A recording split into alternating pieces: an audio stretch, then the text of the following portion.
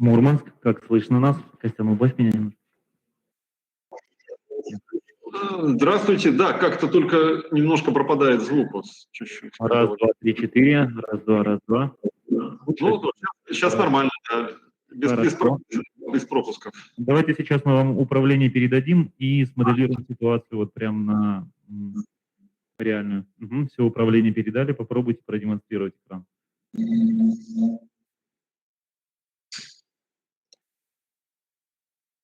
Вот, сейчас я презентацию запустил. Так, подгружается. Все, видим. Хорошо, листайте, управляете. Все ясно. Демонстрацию. Да, демонстрацию можно закрыть. Хорошо. Спасибо.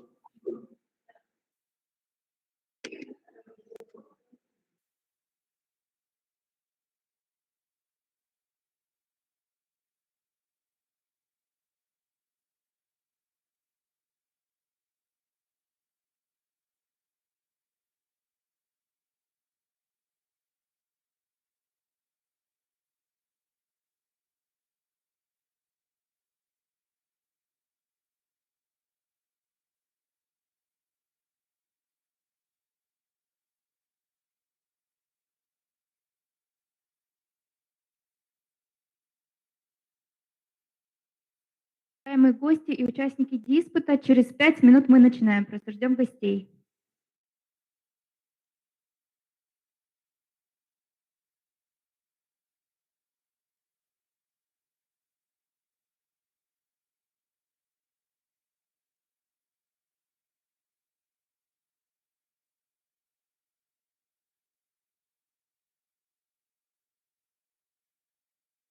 Анастасия Гридасова. Раз, два, три, как нас слышно?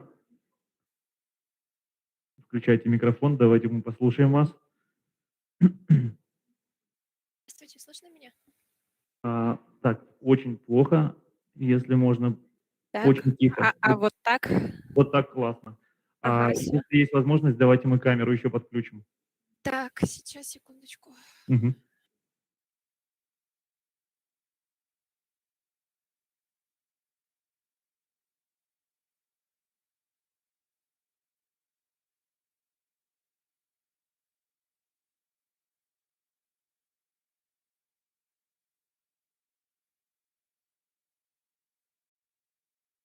Видно?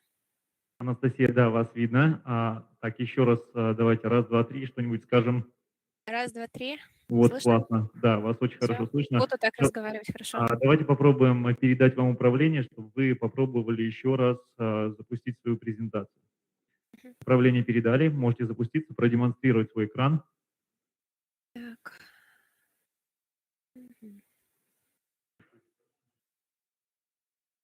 Так, не подскажете еще? Вот да, все, нашла, да, нашла, все. Так.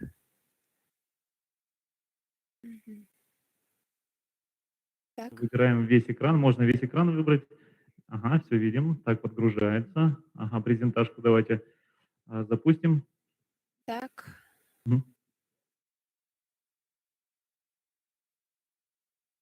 Видно? Так. Да, все видно. Анастасия, да, скрыть нажмите. Вот, все, и презентажка. Ага, все, классно. Все, спасибо. С вашей стороны будет 2 человека, да? Да. Хорошо, спасибо.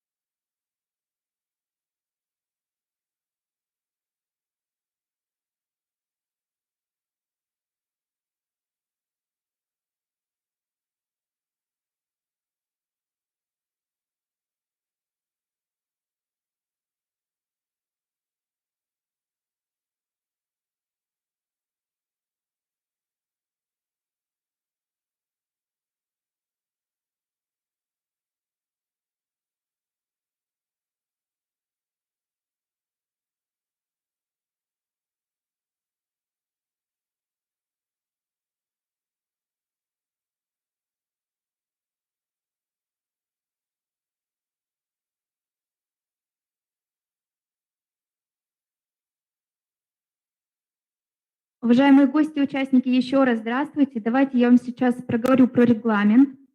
Докладчики у нас выступают не более 5 минут. Обязательно все говорим мы в микрофон, потому что на той стороне, чтобы нас слышали, у нас идет трансляция. Вопросы тоже задаем в микрофон. У нас в 2:30 будет 10-минутный перерыв. Вот как раз в конце зала стоит водичка, конфетки. Можете подойти в любое время и попить. Всё, сейчас скоро начнем.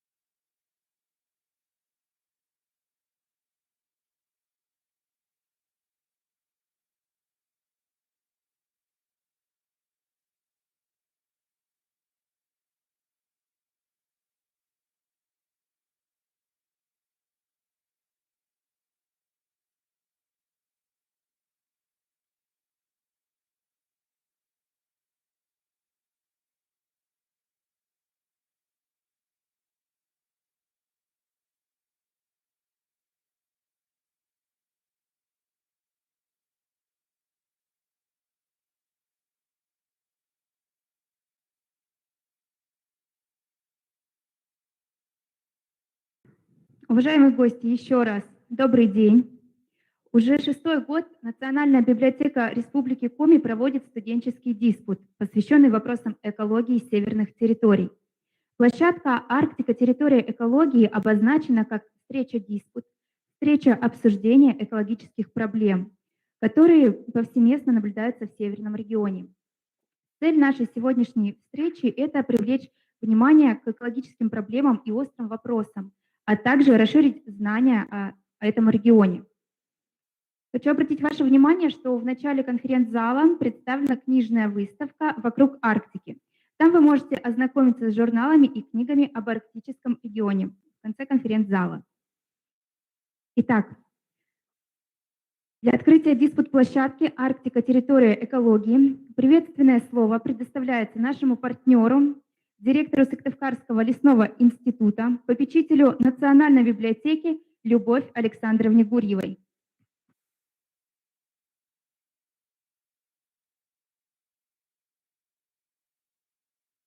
Добрый день, уважаемые участники очень интересной площадки диспута, люди очень увлеченные, и те, кто сегодня смотрит далеко, смотрит, что называется, как минимум на 100 лет вперед, потому что только научные исследования могут спрогнозировать, а что будет тогда, когда начнется освоение. Прекрасно, что сама тема, которая предложена, это территория экологии.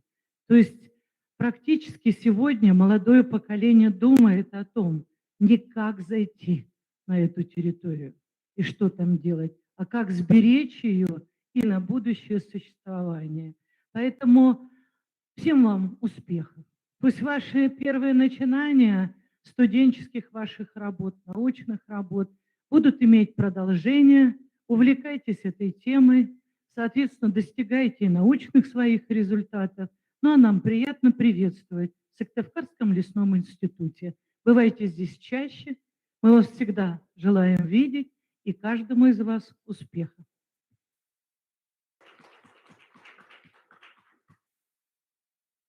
Приветственное слово предоставляется заместителю председателя Государственного совета Республики Коми, председателю попечительского совета Национальной библиотеки Республики Коми Валентине Васильевне Жиделевой.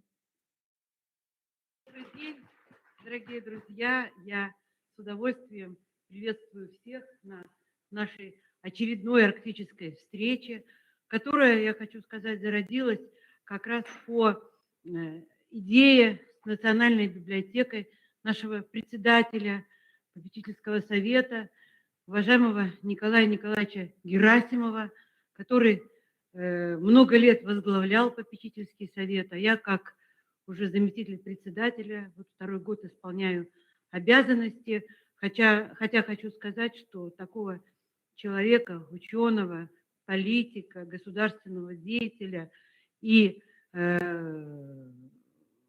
очень трудно кому-либо вообще заменить на тех постах, на которых был. Но я хочу сказать, что мы все с вами можем порадоваться по ходатайству Государственного совета Республики Коми, который я тоже сегодня представляю. И привет нашей диспут-площадке от всего депутатского корпуса Государственного совета Республики Коми. Так вот, в этом году Николаю Николаевичу Герасимову присвоено почетное звание высшее Республики Коми, почетный гражданин Республики Коми. В том числе, да, можно поаплодировать, в том числе за тот вклад, который он лично сам и под его руководством ученые наших академических институтов, молодые ученые внесли свою роль в развитии Арктики. И я, как законодатель, хочу вам доложить, что благодаря той колоссальной работе, которую провели Государственный совет, исполнительная власть Республики Коми, арктическая зона Республики Коми в этом году пополнилась еще несколькими территориями. Вы знаете, что у нас по первоначальному проекту закона в арктическую зону входила только территория муниципального округа Воркута. А что за этим стоит? Мы с вами еще, понятно, что экологи, но мы и экономисты, мы должны рачительно хозяйствовать на арктической территории. Так вот, государство предусмотрело преференции тем хозяйствующим субъектам, а это значит новым предприятиям, которые будут появляться в арктической зоне. Поэтому кто-то, может быть, об этом будет говорить. Еще 3 арктических территории теперь у нас есть на карте Республики Коми. Ну, а если говорить о своем личном отношении к этому, то я хочу вам сказать, что когда я была студенткой 1-го курса, раз мы сегодня это проводим в стенах Сыктывкарского лесного института, и лекции по экономической географии читала профессор, доктор географических наук Валентина Александровна Витязева, великая наша женщина, и ее отношение, которое она заложила таким, как я. И с этим ее наказом я живу всю свою жизнь.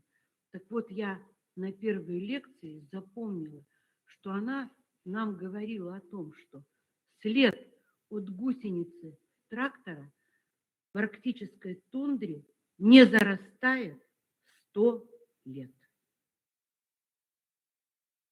Вот как же надо организовать, а нам надо там хозяйствовать и жить на территории Арктики, с тем, чтобы было экологическое равновесие и чтобы мы не повредили экосистеме арктической зоны. Поэтому дерзайте, предлагайте новые решения, технические, инновационные, и тогда мы нашу Арктику сохраним как уникальный объект на нашей мировой карте экономической, политической, ресурсной, любой, какую нам необходимо использовать. В добрый путь. Спасибо за то, что мы не забываем нашу Арктику.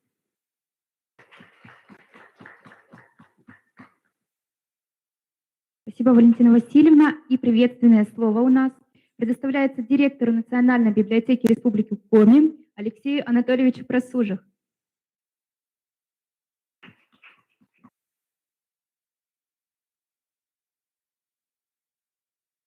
Добрый день, дорогие ребята, уважаемые преподаватели, гости приглашенные. Уже 7 лет подряд Национальная библиотека в Всемирный день холода, который отмечается в последний день зимы, проводит мероприятия, посвященные Дню Арктики. Разные были форматы проведения этих мероприятий. Всегда мы проводили их в онлайн-режиме. К сожалению, определенные обстоятельства внесли корректировку. И сегодня с самого утра мы проводим мероприятия в основном в онлайн-режиме. Единственное мероприятие, которое сегодня у нас проходит в офлайне, это как раз наша площадка «Арктика. Территория экологии». Уже коллеги сказали, почему эта тема важна, я не буду останавливаться, акцентироваться на этом. Я лишь хочу зачитать приветственный адрес, который в наш адрес направил министр культуры, туризма и архивного дела Емельянов Сергей Витальевич. Друзья, тема арктической зоны в настоящее время одна из самых обсуждаемых. Арктика – кладовая минерально-сырьевых ресурсов, регион гастрономических интересов, геостратегических интересов России. С другой стороны, Арктика – это одна из самых хрупких экосистем планеты. Экологические проблемы Арктики имеют высокую вероятность перерасти из региональных в глобальные силы ее природно-географических особенностей. В прошлом году республика укрепила свой арктический статус. К сухопутным территориям арктической зоны были присоединены 3 муниципалитета. Это Инта, Усинск и муниципальный район Усть-Целимский. Этот факт открывает новые перспективы промышленного освоения арктических районов республики и накладывает в то же время большую ответственность за экологическое здоровье Арктики.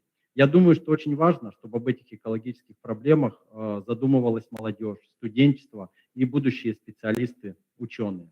Что экология арктических зон становится темой для их исследовательских работ. Это служит неким гарантом того, что будущее Арктики в надежных руках, что осваивать эту мировую кладовую полезных ископаемых будут максимально аккуратно и бережно. Желаю всем участникам диспута плодотворной работы. Емельянов Сергей Витальевич. Спасибо, удачной нам всем работы.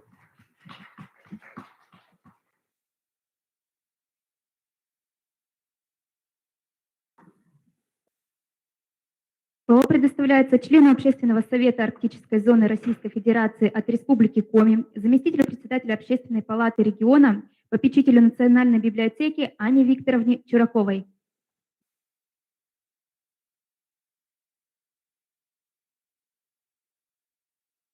Хочу поприветствовать всех участников от лица Общественной палаты Российской Федерации, Общественной палаты нашего региона Республики Коми, также от Общественного совета при Миндальвосток Арктики в отношении арктической зоны. Действительно, Россия сделала очень много для освоения арктических территорий Севера в целом. Это начиная от первопроходцев, экспедиции Беринга, Папанцев, ну и современные наше поколение, конечно же, делает очень многое. Арктическая зона, как было правильно здесь уже сказано, такая очень хрупкая экосистема. Валентина Васильевна правильно сказала, что, собственно говоря, не зарастает очень долго, нанесенный ущерб даже гусеницами. Кроме того, и коренное население очень сильно страдает от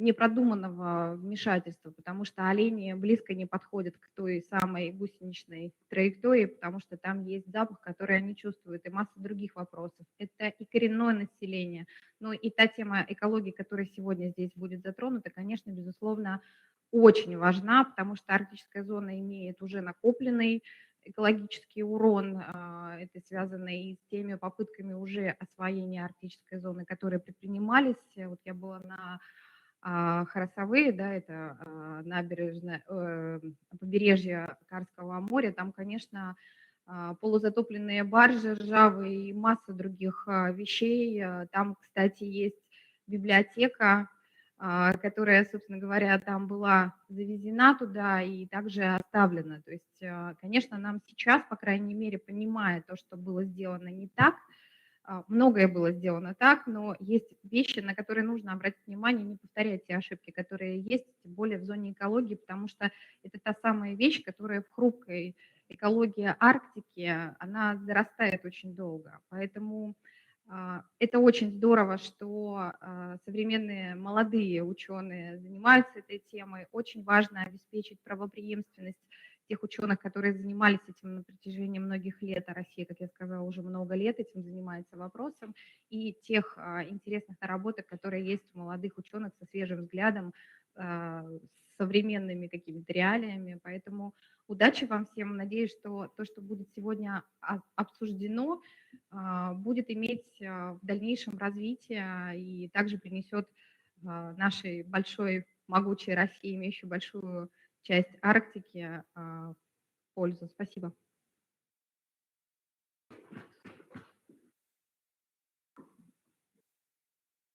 Итак, площадка «Арктика. Территория экологии» начинает свою работу. Модератором площадки является Елена Николаевна Патова, кандидат биологических наук, руководитель лаборатории геоботаники Института биологии ФИЦ КОМЕНЦ УРОРАН. Спикер площадки Михаил Николаевич Мегловец, кандидат биологических наук, научный сотрудник отдела лесобиологических проблем Севера Института биологии ФИЦ КОМЕНЦ УРОРАН. В состав экспертной группы также входит Мария Ивановна Василевич, кандидат биологических наук, научный сотрудник группы компьютерных технологий и моделирования Института биологии ФИЦ КОМЕНЦ УРОРАН, и Владимир Валерьевич Елсаков, кандидат биологических наук, руководитель группы компьютерных технологий и моделирования Института биологии ФИЦ КОМЕНЦ УРОРАН. Итак, слово хочу предоставить спикеру диспут-площадки Михаилу Николаевичу. Доклад «Арктика. От сказок к реальности».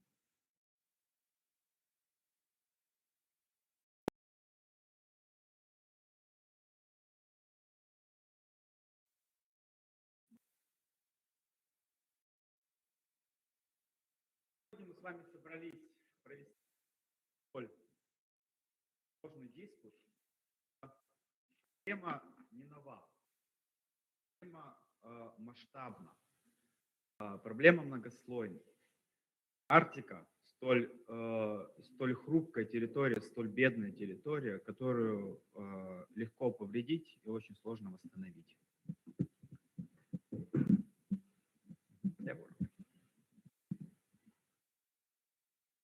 Сегодня мы с вами окунемся в сказку, коснемся уже в реальности. Она была так прелестна и нежна, но изо льда, из ослепительного сверкающего льда, и все же живая. Писал Ганс Христиан Андерсен в своей «Снежной королеве», властительнице вечного холода и снега. Сегодня мы постараемся с вами разобраться в проблемах Снежной королевы. То, если слово «вечность», которое королева просила составить Кая из льдинок, в сегодняшних реалиях носит определенный подтекст. Так ли уж вечно правление Снежной королевы? Что если с осколками зеркала гоблина в глаз Каю попал и зерно здравого смысла? Что если он одним из первых смог оценить масштабы возможной трагедии? Попробуем рассмотреть все это не с точки зрения возможных изменений на основе долгосрочных математических расчетов и моделей, а с позиции современных изменений и приближающихся рисков, отраженных в новостных лентах. Так, для Андерсена территория правления Снежной королевы ограничивалась архипелагом Шпицберген и севером Финляндии, то есть Лапландии. Вот здесь, по представлениям Ганса Христиана, находился Зимний дворец Снежной королевы.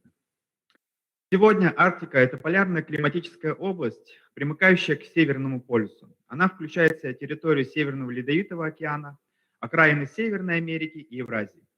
Полюс представлен в основном снежными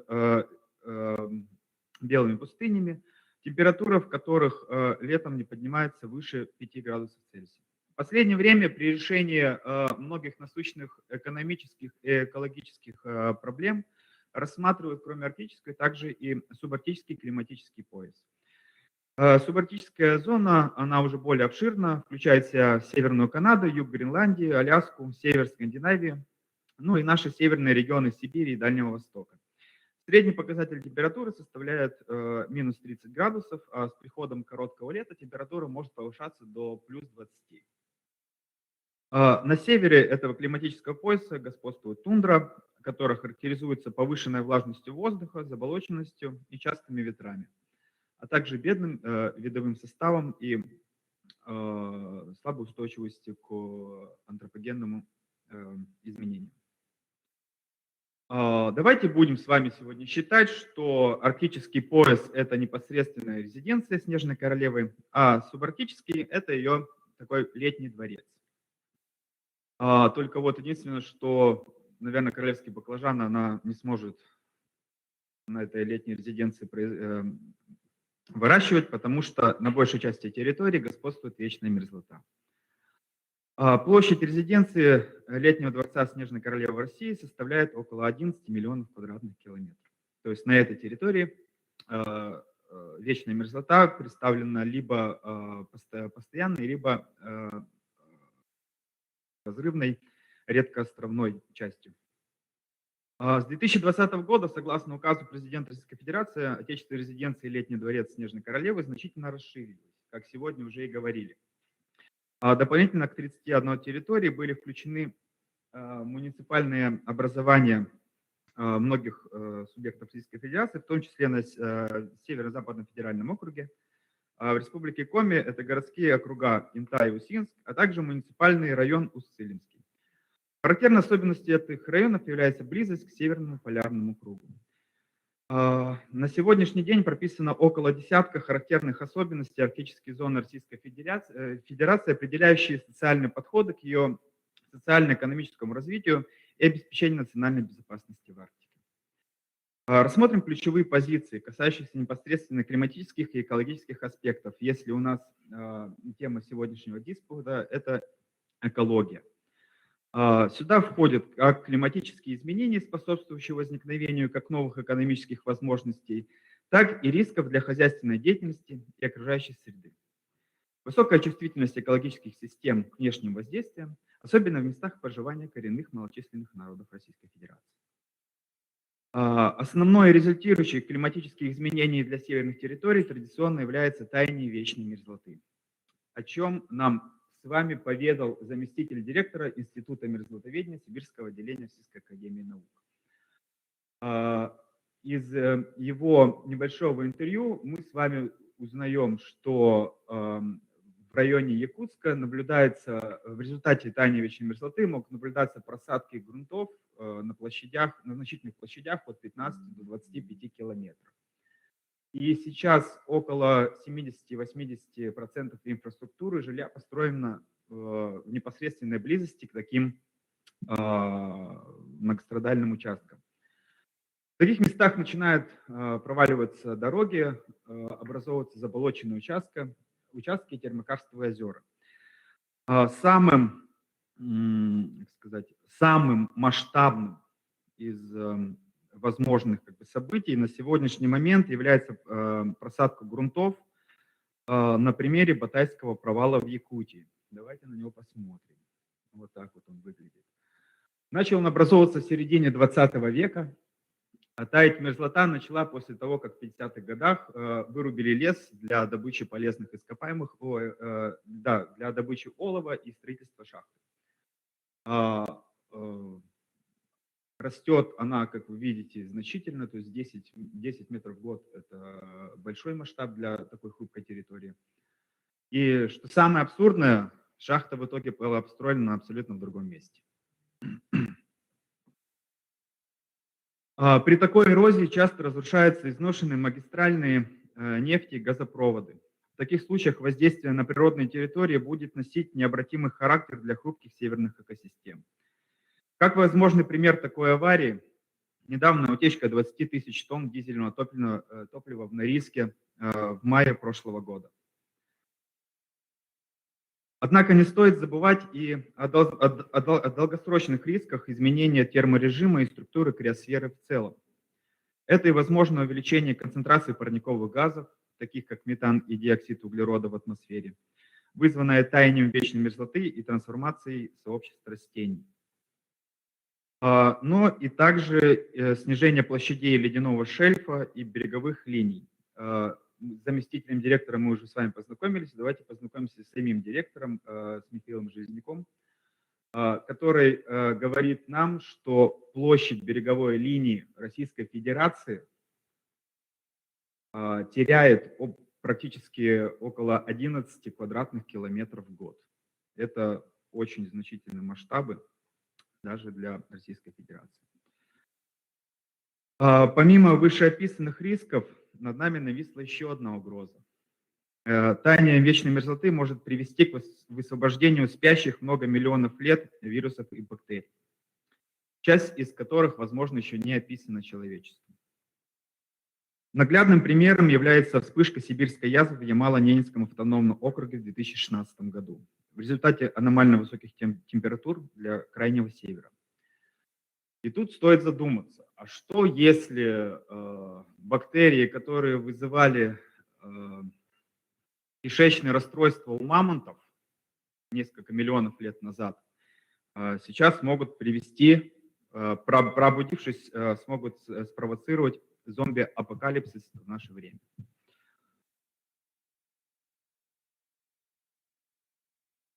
Немаловажное значение для чувствительных северных экосистем имеет явление термофореза, когда атмосферные потоки с частицами аэрозольной пыли движутся в направлении зон пониженной температуры, повышенной влажности и там осаждаются. Частицы, принесенных из промышленных регионов и зон пыли, осаждаются на органических объектах, таких как торф и растения, и со временем только накапливаются.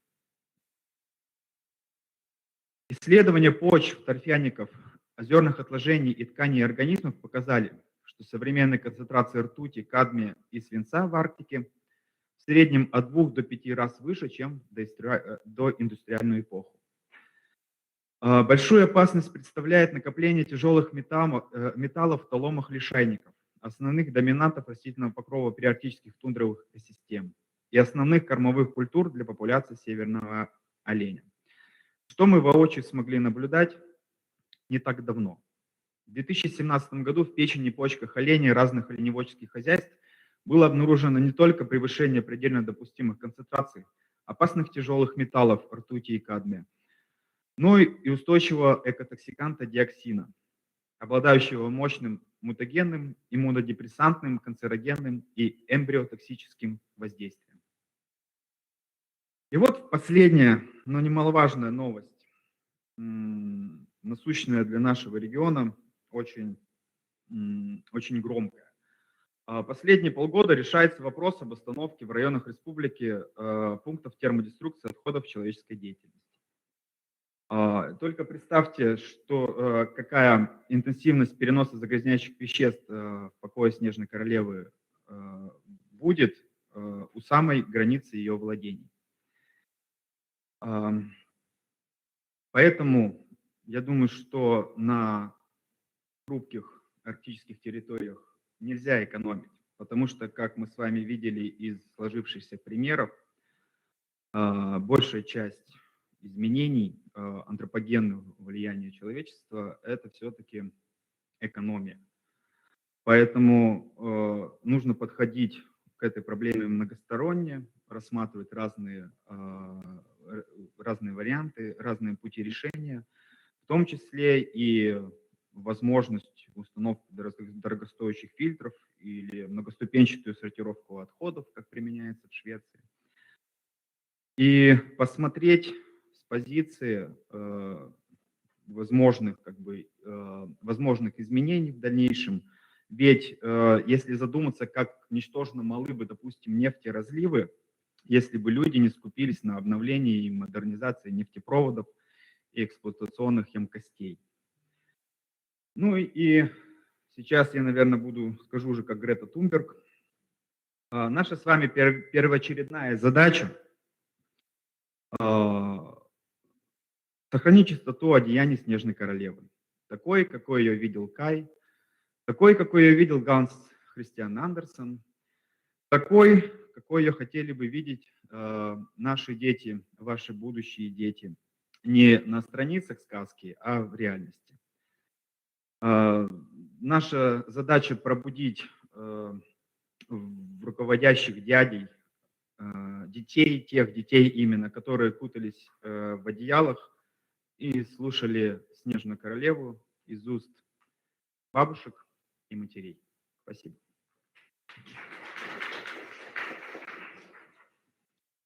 Если есть вопросы, Есть ли вопросы к нашему докладчику? Секунду, я с микрофоном подойду.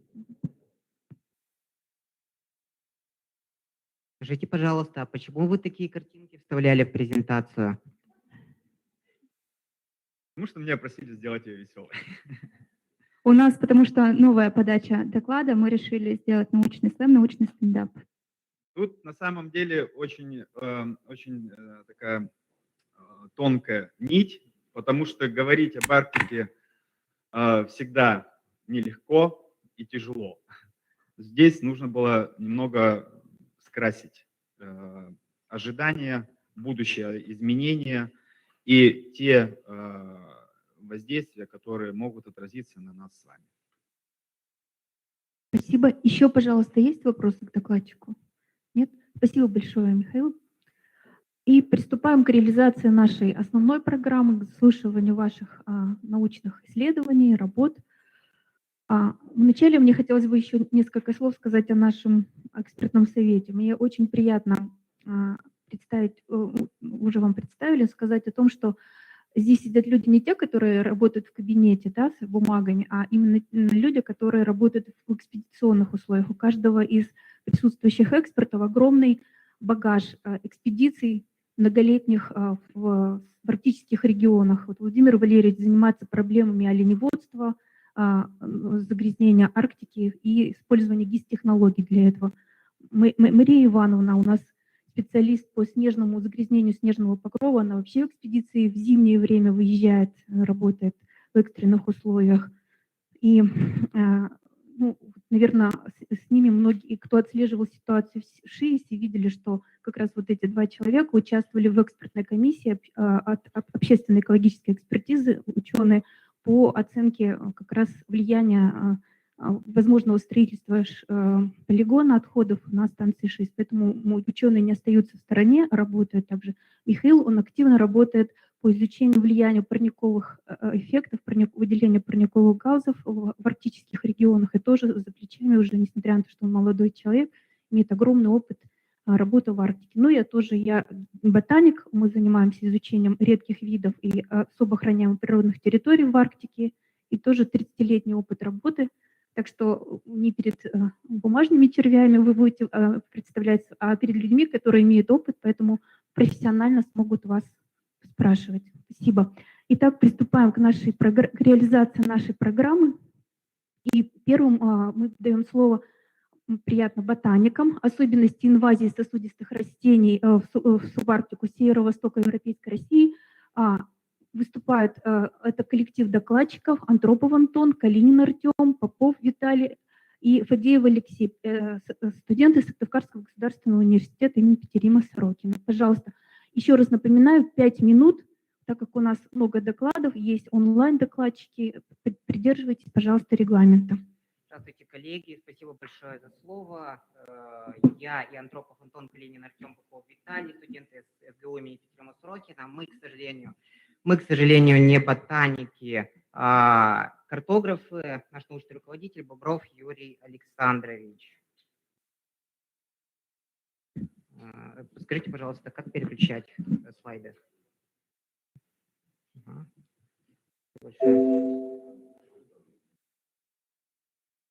Итак, давайте поговорим немного о предшествующей работе. Мы продолжаем уже начатое исследование, посвященное изучению чужеродных видов на территории Республики Коми. Наша работа основана на материалах гербариев Института биологии Коми научного центра и Сыктывкарского государственного университета имени Петерима Сорокина. Вся обработанная нашими коллегами информация была проанализирована, и часть ее была опубликована в статье в журнале «Фиторазнообразие Восточной Европы» в 2017 году.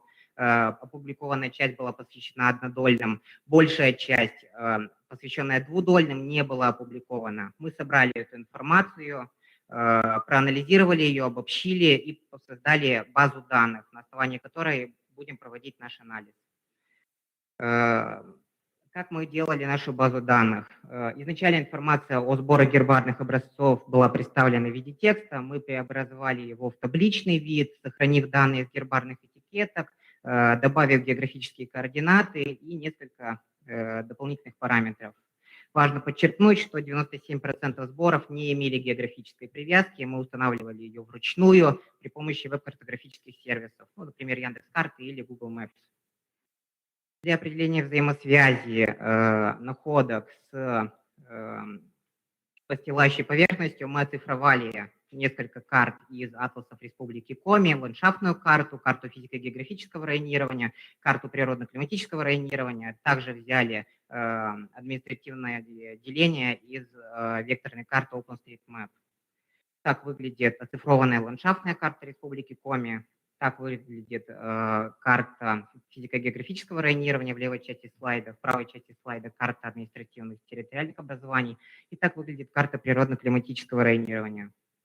Что можно сказать в целом о базе данных? Всего в ней 2472 находки, 340 видов, 192 рода, 41 семейство.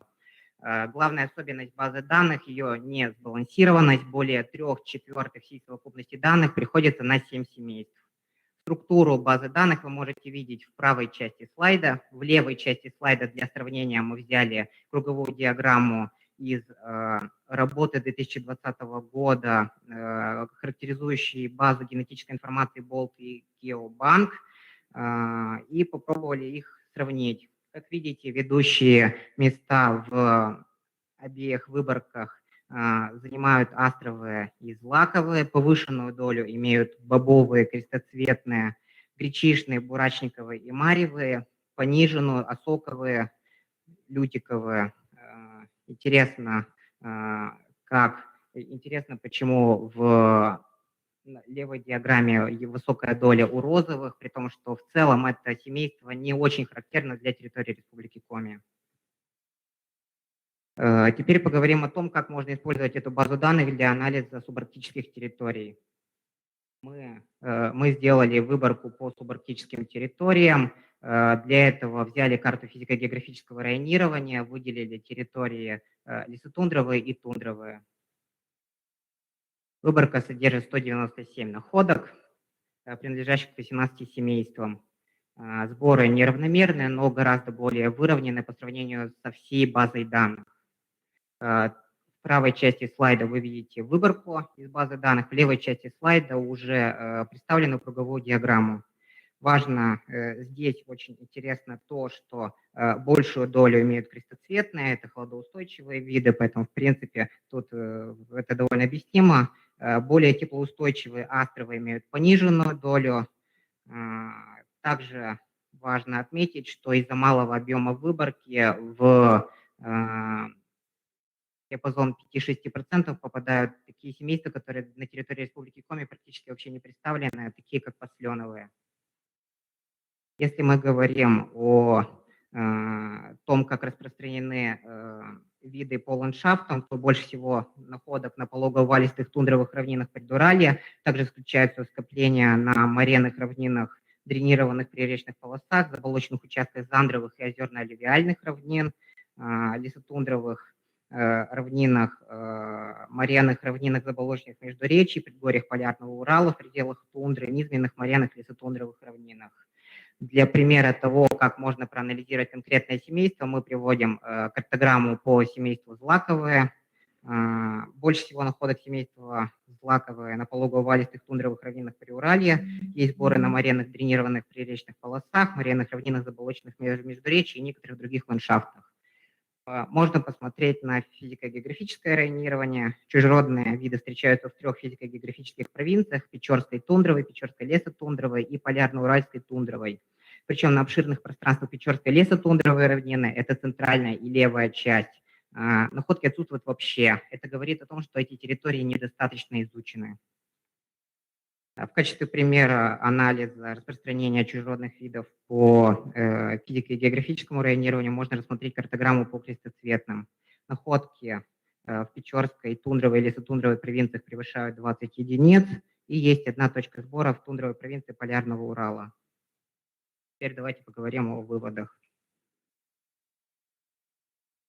Соотношение семейств чужеродных видов в Республике Коми отличается от общего распределения. При сохранении в качестве лидеров семейств астровые и зерновые отмечается повышенная доля капустных, бобовых, гречишных, бурачниковых, маревых и пониженная доля осоковых, лютиковых, розовых. Это обусловлено биологической природой составляющих семейства видов. Выборка по тундровым и лесотундровым территориям характеризуется повышенной долей капустных, хладоустойчивое семейство состоит из хладоустойчивых видов, и пониженной долей астровых. В целом это довольно теплолюбивые виды. Кроме того, при столь малом объеме выборки, напомню, это 197 образцов, заметную долю начинают составлять весьма неожиданные семейства, например, такие как посленовое. Распределение чужеродных видов в субарктике слабо подчиняется или вовсе не подчиняется ландшафтному, физико-географическому и природно-климатическому районированию. Вы могли в этом убедиться, когда мы демонстрировали картограммы. Рассмотренные примеры картограмм как раз описывали эти явления, и вы могли заметить, что там существенной разницы нет. Причину различий следует искать в социально-экономических явлениях. У меня все. Спасибо. Жду ваших вопросов. Спасибо большое. Докладчику, пожалуйста, вопросы. Скажите, пожалуйста, все-таки это виды вселенца, да?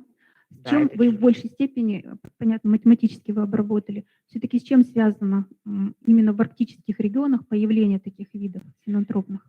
Появление чужеродных видов в субарктических территориях Республики Коми связано в первую очередь с деятельностью человека. Они распространяются преимущественно по железным дорогам.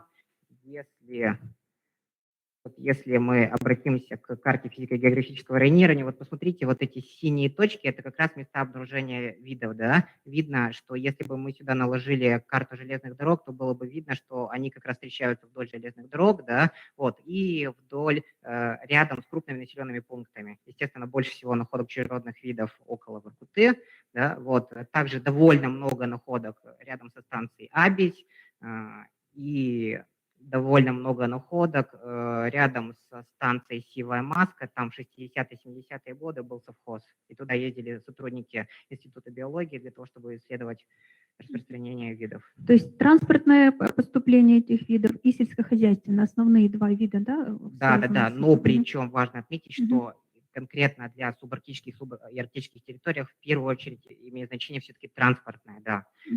И главным образом железные дороги. Да. А с добычей, например, нефти или газа, вот нефтепроводы, газопроводы не могут быть источником таких синантропных видов? Нефтепроводы, газопроводы теоретически могут быть источниками, но мы не смотрели этот вопрос, поэтому спасибо за наводку. Мы в следующий раз обязательно Так же, как и посмотрим. линии электропередач еще. Да, и линии электропередач, конечно, да. С какой целью тогда вы рассматриваете природную зональность, если основными факторами продвижения у вас являются нарушенные территории, либо территории, связанные с деятельностью человека? То есть это территории, где природная зональность, так или иначе, она уже не прослеживается. Для того, чтобы еще раз в этом убедиться, мы хотели использовать новую методику, картографические и геоинформационные методы при исследовании довольно понятного старого объекта, для того, чтобы подтвердить старые выводы, ну и для того, чтобы еще раз убедиться с помощью новых методов, подтвердить уже старые наработки. Скажите еще, пожалуйста, не услышал или, может быть, пропустил, какой гербарий вы использовали? Мы использовали два гербария. Большая часть находок, более 90% точно принадлежат к гербарию Института биологии Коми научного центра, и небольшая часть находок находится в гербарии Сыктывкарского государственного университета. Спасибо большое. На этом мы ограничимся с вопросами, так как у нас время ограничено. Если у кого-то какие-то возникнут вопросы, думаю, можно обсудить в кулуарах. Спасибо вам за доклад. Желаем вам творческих успехов. Доклад очень интересный. Спасибо. Следующий доклад у нас будет... Да, можно похлопать докладчику. Следующий доклад у нас будет онлайн. Его представляют наши коллеги из Мурманского арктического государственного университета, студенты, экологи, экологическое волонтерство студентов Мурманской области. Сами, думаю, название дадут. Доклад представляет Осипова Дарья Александровна и Хачатурян Сусанна Альбертовна. Спасибо.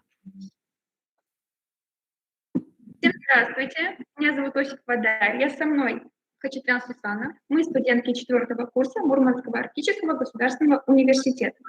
Сегодня мы вам расскажем про экологическое волонтерство студентов Мурманской области, а также про формирование экологических ценностей.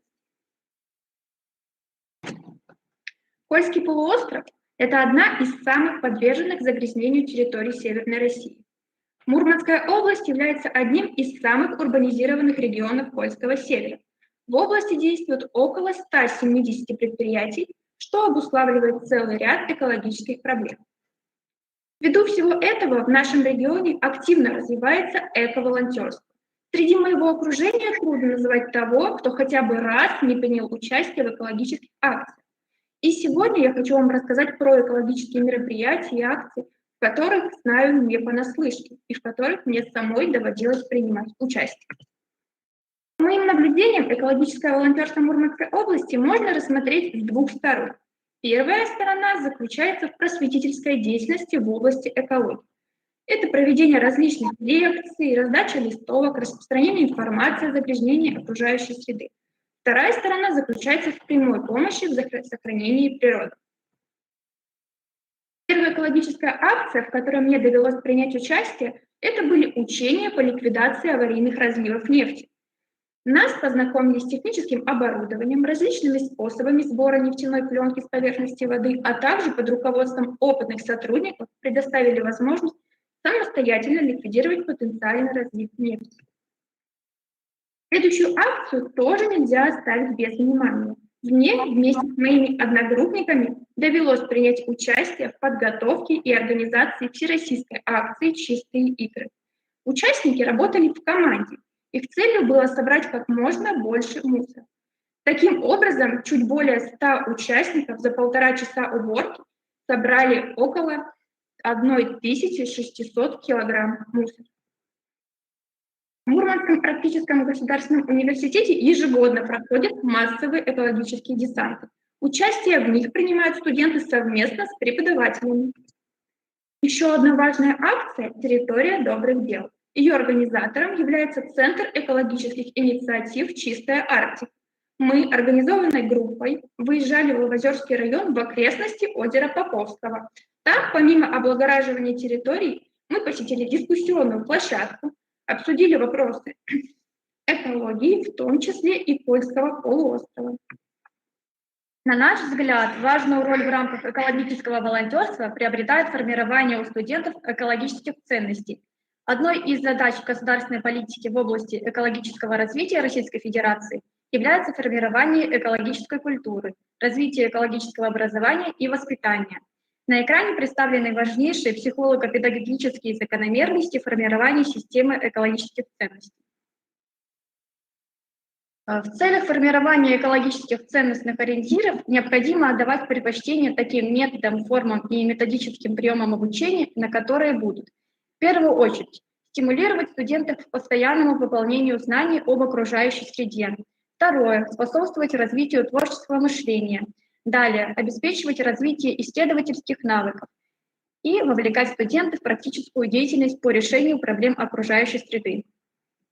Нами была проведена диагностика экологического сознания студентов 3-4 курсов, естественно-научных направлений. Для этого использовались тест-опросники, представленные на слайде. Всего было опрошено 52 обучающихся старших курсов. Вербальная ассоциативная методика ЭСОП показала, что у студентов естественно-научных направлений подготовки преобладает эстетическая установка по отношению к природным объектам. Они воспринимают природу как объект красоты. На втором месте когнитивная установка. Прагматическая установка отсутствует. Опросник Натурофил позволил определить интенсивность субъективного отношения к природе непрагматической модальности. Отмечено, что у студентов средний, выше среднего и высокий уровень интенсивности отношений с природой. Низкий уровень не зафиксирован. Как показало экспериментальное исследование, уровень экологической культуры студентов по показателям доминантности и интенсивности взаимоотношений с природой средний и выше среднего. Студенты осознают необходимость изучения природной среды, воспринимают ее как объект прекрасного. Прагматические установки в сознании опрошенных отсутствуют. И здесь немаловажную роль сыграла эко-волонтерская работа, в которой они ежегодно участвуют. Спасибо за внимание. Спасибо огромное за доклад. Пожалуйста, вопрос докладчикам. Спасибо большое за интересный доклад. И опыт вашего экологического волонтерского движения, конечно, будет интересен и для нашего региона. Вот. И в связи с этим хотела спросить, уточнить. Ваше движение создано на базе вашего университета. Так? Можете еще раз повторить? Немножечко непонятно. Да, плохо слышно. Скажите, на базе какого учреждения создано ваше экологическое волонтерское движение? Волонтерское движение создано не только на базе нашего университета. Да, оно представлено в нашем Мурманском арктическом государственном университете. Также у нас есть отдельно экологические организации, в которых тоже мы принимаем участие. Например, Центр экологических инициатив «Чистая Арктика». Также есть молодежная организация «Природа и молодежь». Но это не государственная структура, да, понимаю. Но идет какое-то сотрудничество, в том числе с природоохранными организациями. Да, сотрудничество идет, конечно, с университетом. Спасибо большое, очень интересно. Спасибо за вопрос. Все, пожалуйста. Спасибо вам большое за интересный доклад. Желаю вам дальнейших успехов, чтобы ваша природа в Мурманской области была охранялась такими активными и позитивными студентами, как ваши представители вашего волонтерского движения. Спасибо вам. Спасибо вам.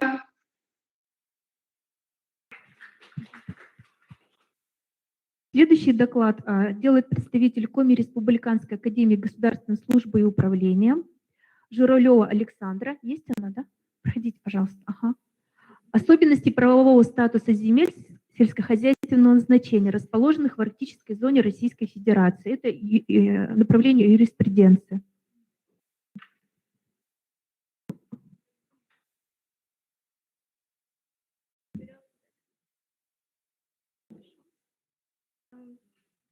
Здравствуйте, меня зовут Журавлева Александра. Хочу вам представить свой доклад на тему особенностей правового статуса земель сельскохозяйственного назначения, расположенных в арктической зоне. Данная тема является актуальна, так как внимание мирового сообщества к Арктике растет. Актуальность подобранного исследования правового статуса данного региона обусловлена спецификой его территориального деления и серьезным стратегическим значением. Общая площадь территории сухопутных зон составляет 2,2 миллиона квадратных километров. Выраженный интерес к потенциалу. Можно туда кто против? Ой, мне неудобно. Выраженный интерес к потенциалу указанных территорий обусловлен тем, что он сосредоточен в арктической зоне подавляющей доли общероссийских и общемировых запасов, например, как золото, нефть, газ и так далее. По данным государственного доклада о состоянии использования земель, общая площадь составляет более 335 тысяч квадратных гектаров. Вид деятельности коренного населения сопряжен именно с оленеводством. Оно является не только перспективным социально значимым направлением развития сельского хозяйства в арктических широтах, но и основным показателем эколого-правовых ресурсов.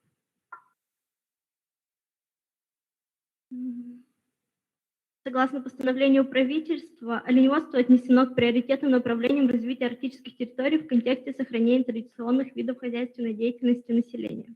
Общая площадь... Ой, извините.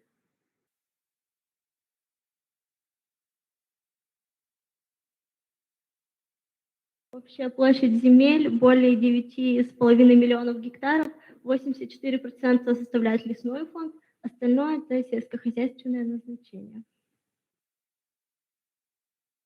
При их использовании возникают проблемы, в том числе сопряженные с заключением договоров аренды, используемых под выпас оленьих территорий. В соответствии с пунктом 6 статьи Федерального закона об обороте земель сельскохозяйственного назначения, земельные участки и земли сельскохозяйственного назначения, занятые оленями пастбищами, находящимися в государственной и муниципальной собственности, могут быть переданы гражданами и юридическими лицами на правах аренды или на праве безвозмездного пользования не менее чем на 5 лет. По общему правилу, земельный участок не может быть предметом договора аренды при условии определения его местоположения и границы в соответствии с требованиями к проекту межевания земельных участков. Трудоспособность земельных угодий, на которых осуществляется выпас оленей, затрудняет своевременно осуществлять межевые работы, что в свою очередь сказывается на оформлении договоров аренды. Промышленное освоение минеральных и лесных ресурсов, загрязнение лесных угодий, в том числе на территории которых осуществляется выпас оленей, указанные обстоятельства предполагают сокращение поголовья северного оленя. Так, например, субпродукты убоя конца 17-го, начала 18-го года не были допущены к реализации, поскольку в них были выявлены значительные превышения нормативных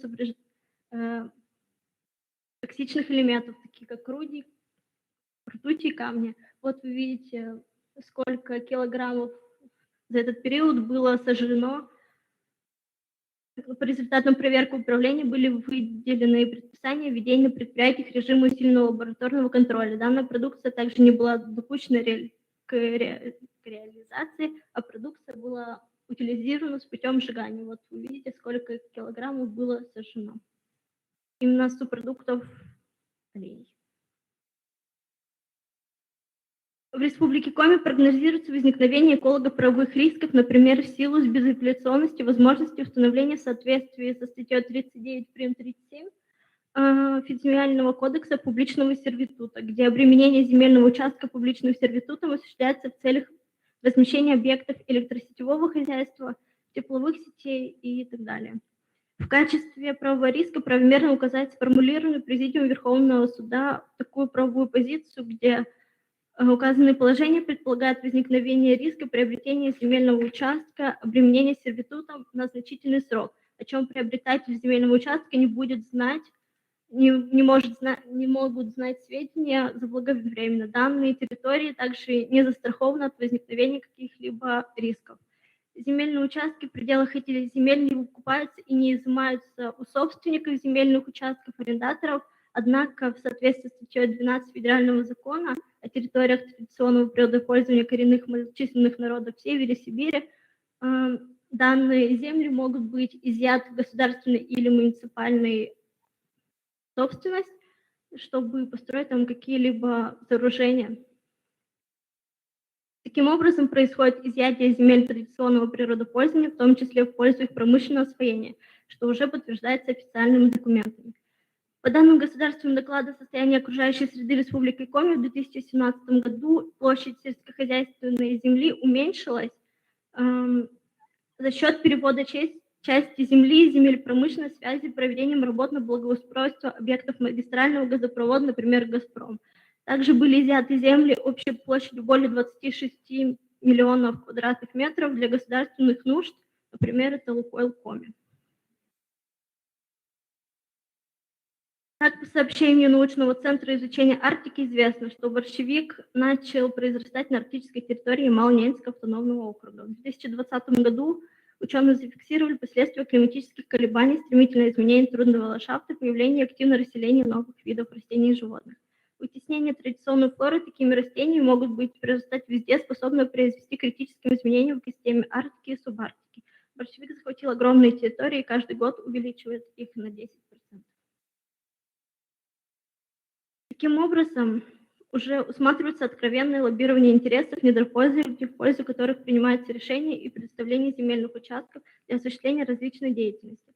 Данные действия проецируют поражение дополнительных оснований для возникновения эколого-правовых рисков, которые будут негативно отражаться не только в экологическом благополучии региона, но и на здоровье коренного населения, но и на дальнейшем развитии традиционного природопользования, которое для значительной части населения является единственным источником существования.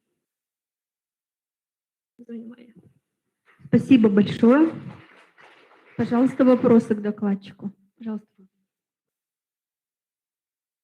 Спасибо большое за интересный доклад. Прежде всего, вот позвольте вас спросить такой вопрос. Вот сейчас достаточно популярна и набирает обороты программа, которая называется «Арктический гектар».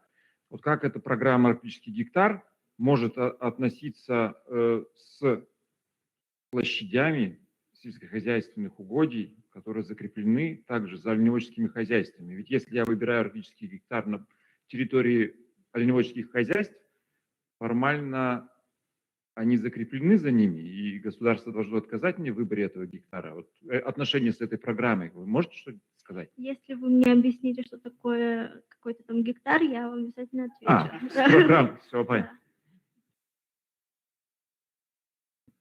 Еще, пожалуйста, вопросы есть? У меня к вам вопрос. Скажите, пожалуйста, вот вы говорите, что серьезная проблема с сокращением сельхозугодий для малых народов Севера в связи с тем, что для государственных нужд территория как сервитут может быть использована. То есть сервитут — это общественное, да, государственное использование. Вот вы как юрист будущий. Мгм. Это ограниченное право Пользования на этой... земельными отношениями. Например, там Мгм. тропинка, то есть я могу пройти, кто-то может. И кто-то что-то другой другое. может пройти, да, хорошо. Скажите, пожалуйста, есть ли какие-то юридические подходы, приемы для того, чтобы защитить права все-таки коренного народа, который там десятки, тысячи лет, по крайней мере, проводил, жил на этой территории, выращивал своих оленей, и это их земля? Мгм. Тут был представитель Госсовета, я бы хотела с ним продискутировать, но он как бы ушел. Вот.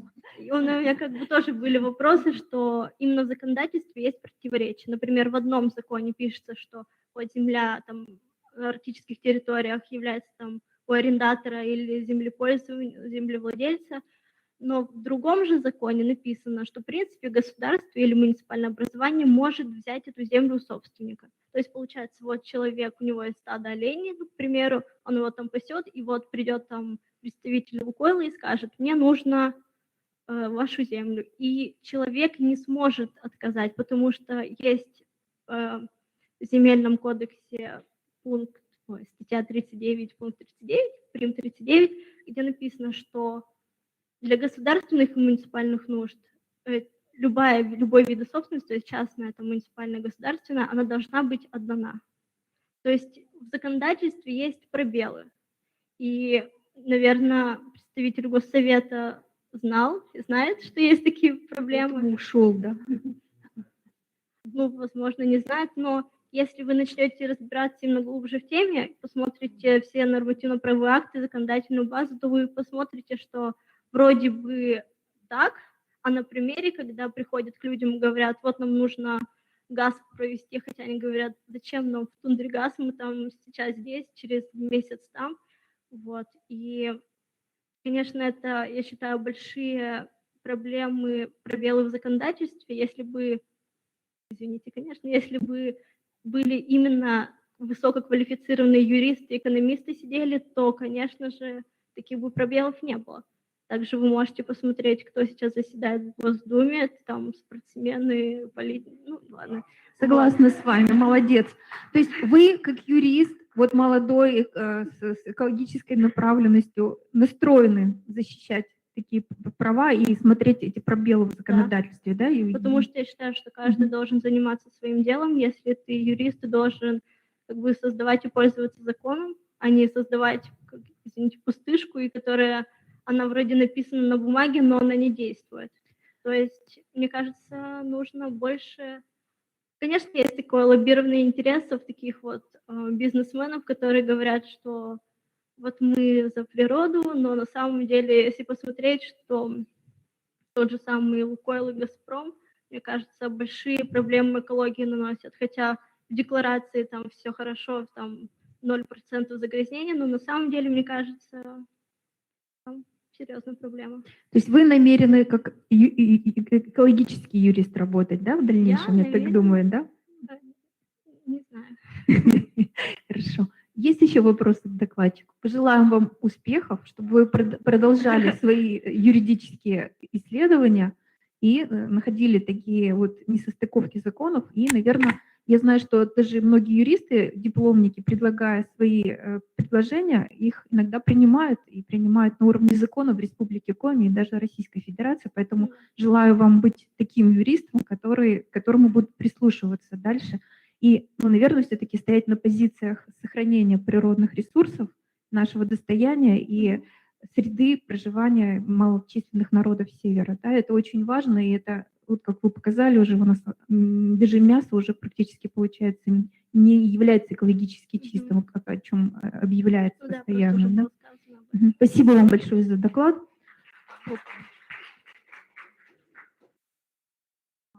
Сейчас мы опять переходим в онлайн-режим, и сейчас у нас на связи Архангельск, да, я так понимаю.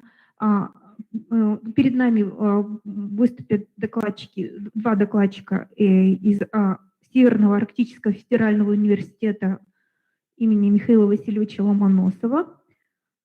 Гидробиологические исследования озера Волхоница, Гридасова Анастасия и Анастасия Тарасовна. Пожалуйста, вам слово.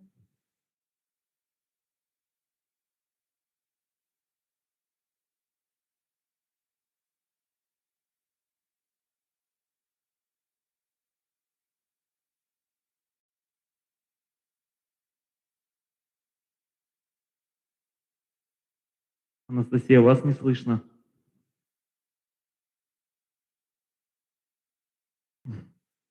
А так слышно? Так слышно, так лучше гораздо. Добрый день, уважаемые слушатели, докладчики.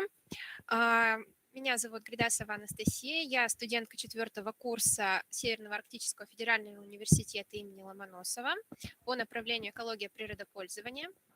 И сегодня я представлю вам свой доклад о результатах гидробиологических исследований озера Волохница. Данное озеро цель исследования – это оценка современного экологического состояния данного озера. Для этого были поставлены задачи. Это проведение первичной гидробиологической съемки водоема с рассмотрением гидрологических параметров, также исследование кормовой базы рыб и ихтиофауны. Об озере. Оно находится в Архангельской области, практически в черте города Архангельск. На данном слайде вы можете видеть съемку карты данного озера с расположением станций для ихтиологического и гидробиологического отбора. В целом, с изучением развития водной сети европейской территории России стало актуальным рассмотрение именно малых пресноводных водоемов. Также предполагается, что за ними есть некоторое развитие. И в целом данных озер по, например, даже территории Архангельской области очень большое количество. Иногда даже в подсчетах есть некоторые, скажем так, погрешности. По объему собранного материала, материал отбирался раз в год в сентябре. То есть исследования были именно 3 лет, 18, 19 и 20 года. Ежегодно отбирались пробы зоопланктона и зообентоса, также ихтиофауны с помощью сети постановок.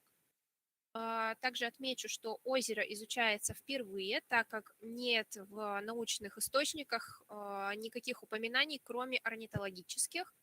То есть исследования проводились впервые, и интерес здесь именно тот, что ранее данное озеро, скорее всего, по историческим источникам, было отдельным рукавом реки Северная Двина, но по антропогенной деятельности, необходимой при строительстве большой автодороги, в частности шоссе М8 на Москву, скорее всего, могу предположить, что данный рукав был разделен на озера. Методы исследования. Зоопланктон отбирался с помощью сети GD, с помощью проливания через нее 100 литров воды вручную, фиксировалась с помощью формалина, и камеральная обработка была с помощью бинокуляра методом подсчета видов, численности и размеров организмов. Зообентос отбирался с помощью дночерпателя, при помощи промывания, фиксировалась также формалином, и обработка была с помощью бинокуляра. Просмотр был численности, видового состава и биомассы организмов.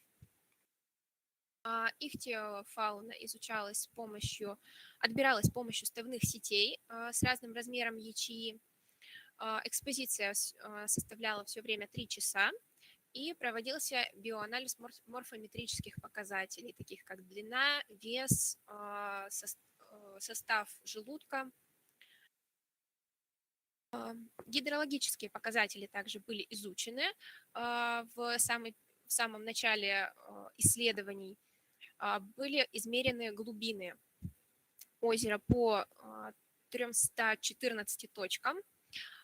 и глубины составили от 1 до 15 метров. В основном также можно увидеть здесь можно увидеть на эти глубины на слайде.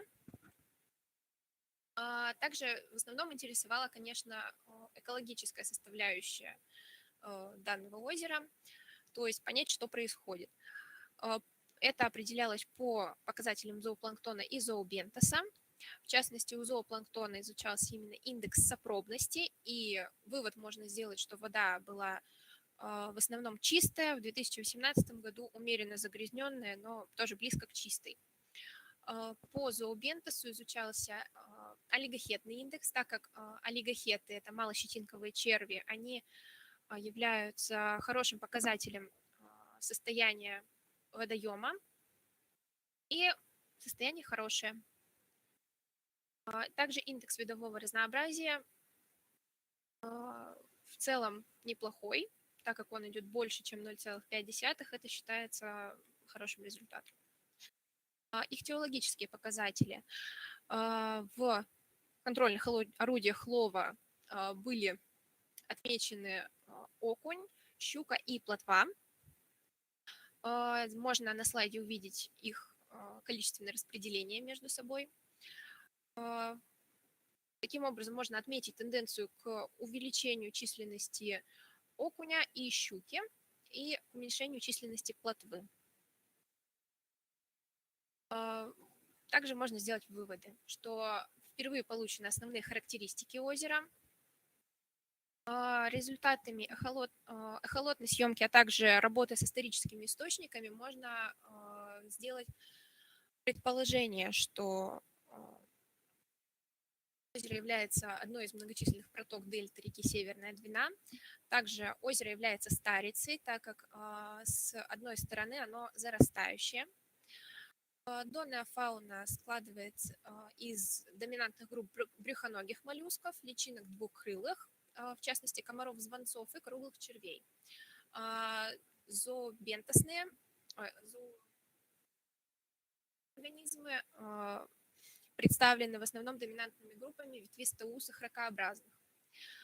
По индексу сопробности и олигохетному индексу можно сказать, что состояние воды хорошее озера, и также можно предполагать за счет того, что озеро является протокой реки Северная Двина, можно предполагать весеннюю нерестовую миграцию рыб, в частности и по именно количественному распределению рыб это можно сделать.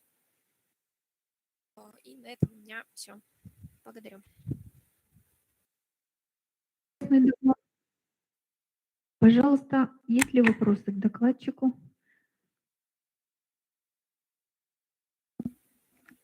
Большое спасибо за доклад. Скажите, пожалуйста, как бы вы хотели продолжить это исследование и хотели бы продолжить вообще?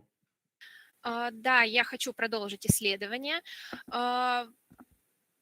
Данное озеро мне бы хотелось сделать еще несколько, как минимум, таких же ихтиологических и гидробиологических отборов, чтобы сделать динамику уже не 3 лет, а больше, и можно будет уже более наглядно видеть, что происходит, так как 3 лет, я считаю, недостаточно. Также это озеро не единственное, которое которое было отделено от рукава реки Северная Двина. За этим озером далее следует еще одно похожее, называется Корзиха. И, скорее всего, найдется возможность мне изучить также и второе озеро, чтобы их сравнить. Спасибо. Еще вопросы? Можно тогда мне вам задать вопрос? Скажите, пожалуйста, у вас с 2018 года по 2020 год идет улучшение качества воды, судя по индексу сопробности. То есть в 2018 году мезосопробные условия, а затем олигосопробность. С чем вы это связываете? С погодными условиями или еще с какими-то факторами? Снижением антропогенной нагрузки, может быть?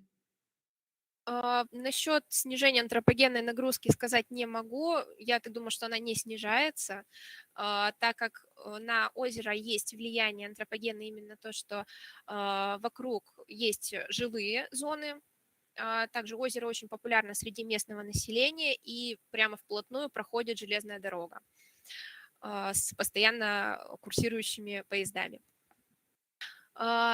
Скорее всего, про улучшение можно считать именно фактор антропогенный с моей стороны, да, то есть это, возможно, сыграл метод отбора.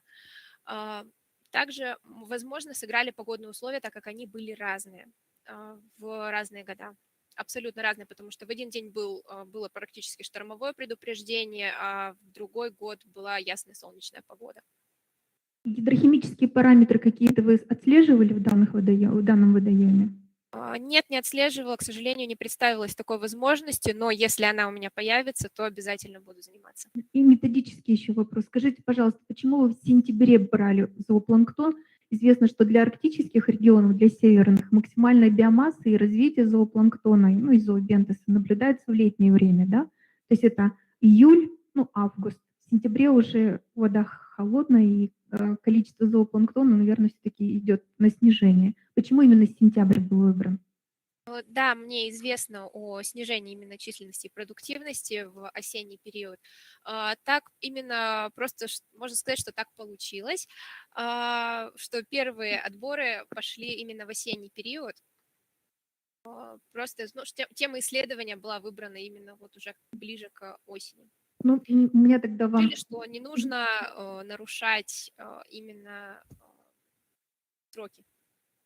Ну, более показательно, наверное, если вы бы взяли в разные периоды сезона, да, то есть весна, лето, осень, я понимаю, что это студенческая работа, как бы, да, вот, важно, конечно, гидрохимические параметры отслеживать для оценки качества среды, ну, а так работа очень интересная, ну, еще, может быть, если можно, мне интересно, почему состав рыб так поменялся у вас, то есть за счет того, что озеро соединялось с рекой в этот год, или вот там плотвы у вас стало меньше, хищников стало больше, то есть с чем это связано тоже?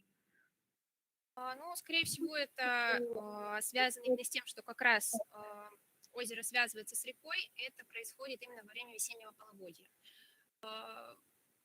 Возможно, численность именно так изменилась, просто в целом из-за изменения численности хищников, потому что отмечу, что в первый год хищником была щука очень большого размера, и она была одна, например, и также окуни были небольшого размера. А, например, в 2020 году получилось, что экземпляров щуки было 3, и они были все маленькие, это были первогодки, а экземпляры окуня, они были, наоборот, именно большие. То есть здесь можно связать именно с возрастной, может быть, какой-то структурой их.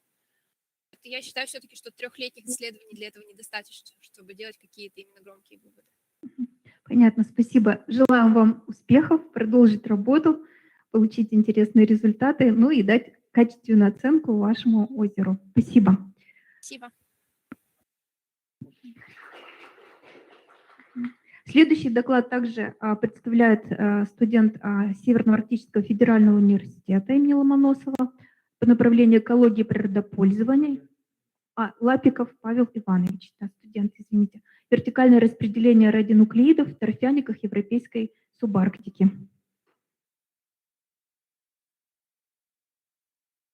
Здравствуйте, меня слышно хорошо?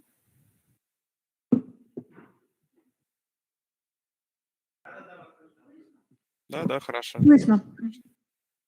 Включу презентацию. Немножечко подкорректировал тему выступления по соответствии с данными, которые буду показывать.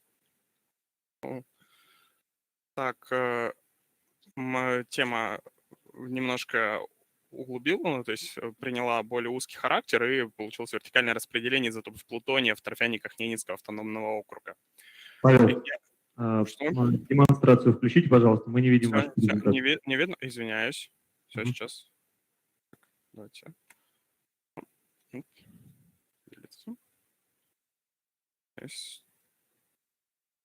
Сейчас. Секунду. Меня показывает, что видно. Хорошо, можете переходить к презентации. Сейчас.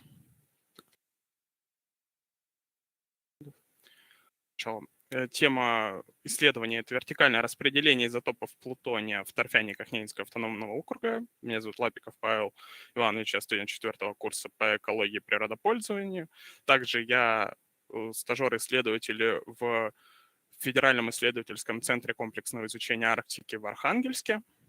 И руководитель мой научный – это Яковлев Евгений Юрьевич, заведующий лабораторией экологической радиологии в этом центре.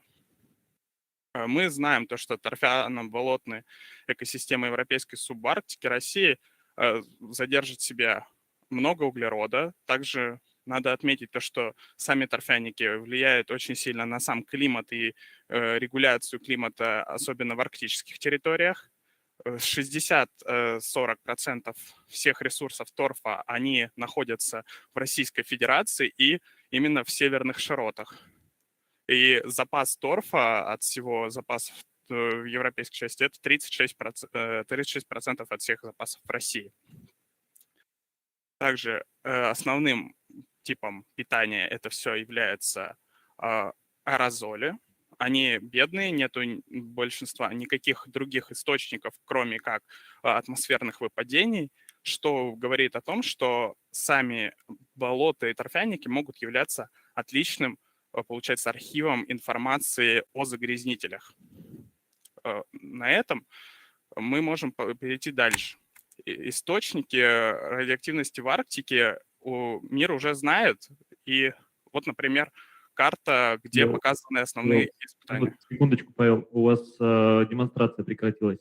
Не знаю, так, она... Почему такое? Извиняюсь. Сейчас включим еще раз. Такое непредвиденное бывает. Сейчас включил, запустил опять заново. Да, все, сейчас хорошо. Угу. Ну так, дайте пока слайды с текущего слайда. Все видно, да? Да, видно. Да, Павел, все видно. Всё, Хорошо. отлично. Вот, например, представлена карта, где показаны основные испытания до ядерного оружия в мире сначала до ограничения ядерных испытаний до 1961 года. Затем вот мы видим само подписание. И дальше, получается, основными источниками загрязнения уже являются разные катастрофы и непредвиденные ситуации. Например, падение спутника, падение самолета американского на Гренландии с термоядерными бомбами, которые тоже являются как частью загрязнения Арктики и северных широт радионуклидами, и падение советского спутника в Канаде, где был ядерный реактор как источник энергии. И Чернобыль – это самое близкое к нам, что больше всего загрязнило как и европейскую часть, и европейскую Арктику. И следы этого загрязнения можно найти в публикациях и на Шпицбергене, и по всей Европе, и в том числе, например, в данном исследовании. Все исследование достаточно масштабное и крупное. Его изучают по разным радионуклидам в центре. Это и цезий, и америций, и радий, бериллий, и уран, ну, свинец также. Но моя цель – это именно плутоний. Я этим занимаюсь лабораторно, и сейчас хочу представить свои результаты. Проходит радиохимическое выделение изотопов плутония, и дальше есть два метода по измерению плутония. Это альфа-спектрометрия и масс-спектрометрия. В нашем центре основным методом измерения это является альфа-спектрометрия, и плутоний достаточно хорошо измерять именно на нем, в отличие от масс-спектрометрии, потому что у плутония очень пересекается с некоторыми изотопами урана по этому показателю, поэтому плутоний мы сразу все изотопы можем посмотреть на альфа-спектрометре. Пробы были взяты, две пробы основные, которые сейчас буду представлять. Это торфяники рядом с Нарьян-Маром в НАО, где-то порядка на расстоянии от 30 километров от самого Нарьян-Мара с верховыми болотами, у которых питание атмосферное. Как уже говорилось ранее, И полученные результаты мы видим, что мы видим, во-первых, градацию, то есть мы не видим с глубиной изменения.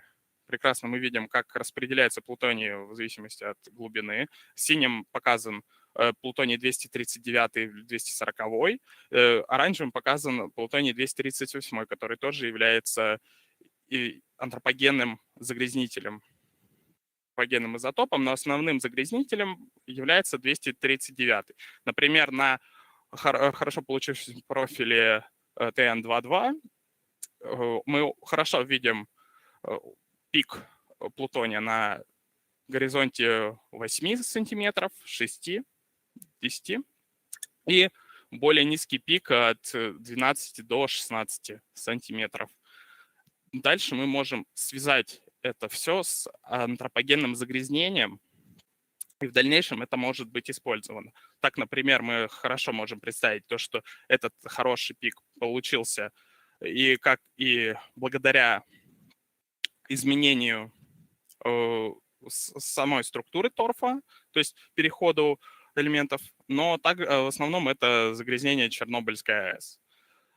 А более позднее, например, загрязнение — это уже аварии спутника и термоядерные испытания на новой Земле, которые проходили достаточно недалеко от Нарьян-Мара. Спасибо за внимание. Было бы интересно послушать ваши вопросы. Спасибо огромное за доклад интересный. Пожалуйста, вопросы к докладчику. Спасибо, Павел, за столь интересный доклад. У меня парочка вопросов.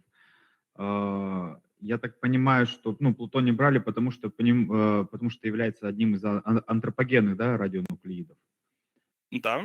Можно ли по изотопам установить примерный источник эмиссии плутония?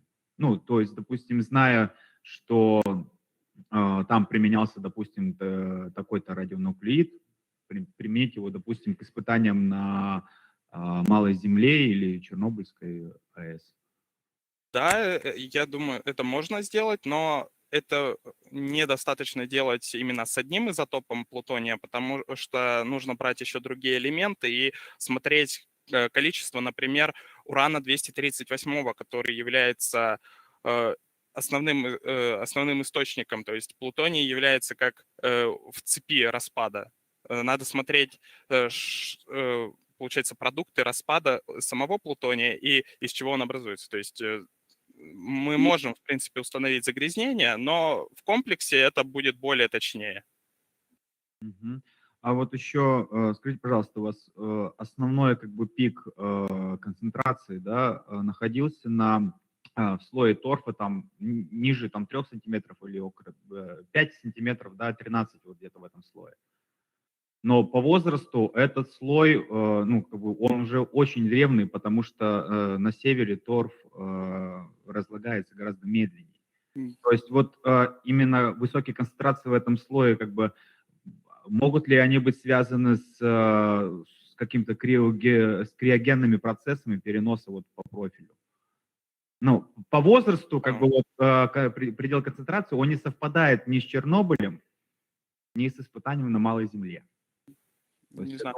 Очень Центр, в котором мы работаем, сейчас провели исследования, даже были получены гранты, и мой научный руководитель получил даже, получается, премии о том, что даже публикации есть в зарубежных журналах в первом и втором квартале о том, что да, действительно, это можно использовать как датирование, также в зарубежных. Это не так долго, то есть с Чернобыля прошло уже порядка 40 лет, и торфообразование на несколько сантиметров вполне возможно. Также надо не отменять миграцию, сама миграция также самого плутония, но она не так значительна, поэтому и берется сам плутоний в сравнении с другими изотопами. Например, цезий, он наоборот поднимается вверх, то есть он не будет оставаться в нижних горизонтах, он будет тяготеть к растительности и будет концентрироваться именно в разных лишайниках, мхах и в поверхностном слое. Скажите, пожалуйста, вы торф не отправляли на возраст, на радиодатировку по углероду? Это основная цель исследования, это получение первичных данных для последующего датирования. Все, спасибо. Спасибо. Есть еще вопросы к докладчику? Можно мне тогда вас спросить? Скажите, пожалуйста, вот вы оцениваете накопление плутония, ну и других радиоактивных элементов. Скажите, пожалуйста, а экологический аспект этих исследований, то есть как это влиять будет на болотные экосистемы, там, обитателей болот, или в перспективе вот эти болота как-то будут использоваться, или вот, ну, вот с экологической точки зрения? Основная цель исследования – это получение информации для датирования и установления скорости накопления торфа. По скорости накопления торфа мы сможем следить за глобальным изменением климата и что происходит с территорией. Если скорости будут расти в приарктических территориях, то мы сможем говорить уже и мы найдем дополнительное подтверждение именно изменению, и сопоставить их можем уже зарубежными исследованиями, которые провели и в Швеции, и в Норвегии, в Финляндии. И эти исследования с подобным применением, их не было на европейском севере еще проведено. Вот. Экологические такие загрязнения, которые цифры получены там по 5 биккерели на килограмм, достаточно невысокие. Само это загрязнение, оно вряд ли будет как-то влиять на на живые организмы, которые там сейчас обитают, нежели чем газы, которые, например, смогут выходить с дополнительным разморажением, то есть там могут находиться различные радиоактивные газы, например, радон или метан, которые тоже будут неблагоприятно влиять на живое все на этой территории. Территория вечно мерзлых пород, да? или- Вечно мерзлых пород, да. Сейчас параллельно также мы разрабатываем проект по оценке радоноопасности на мерзлых породах. Ну и то есть там, наверное, в перспективе еще можно рассуждать о начале миграции, скажем, этих радиоактивных элементов в случае изменения климата, да, и таяния вот вечной мерзлоты, уровня поступления этих, может быть, радионуклеидов и в водные... Мне кажется, я думаю, что изменения миграции сейчас уже исследованы у каждого разного радионуклида, у химического элемента. И изменения, я не думаю, что будут происходить, но было бы интересно это увидеть или посмотреть, как оно, если оно будет происходить. Спасибо вам огромное. Есть ли еще вопросы? Доклад очень интересный. Желаем вам развивать ваши исследования, получать новые результаты и успехов в научной работе. Спасибо. Спасибо вам большое. Следующий доклад у нас от юристов. Коми Республиканской академии государственной службы и управления Ковынева Яна Андреевна. Реализация права коренных народов арктической зоны России на доступ к экологической информации.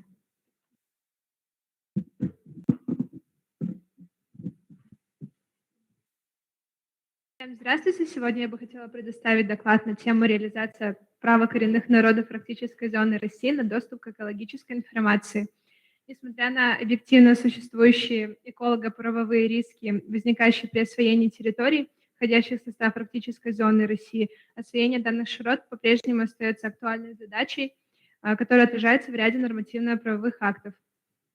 В указе «Основы государственной политики Российской Федерации в Арктике» определены не только главные цели, но и механизмы реализации государственной политики России в Арктике, но и особенности арктической зоны Российской Федерации. Вы можете увидеть их на экране, данные особенности. Признавая значимость освоения природного потенциала арктических широт, нельзя не признать важность постановки задачи обеспечения безопасности коренного населения, проживающего на указанных землях, что обусловлено существенным антропогенным воздействием хозяйственного освоения территорий. Указанное влияние оказывает негативное воздействие на развитие традиционного природопользования коренного населения.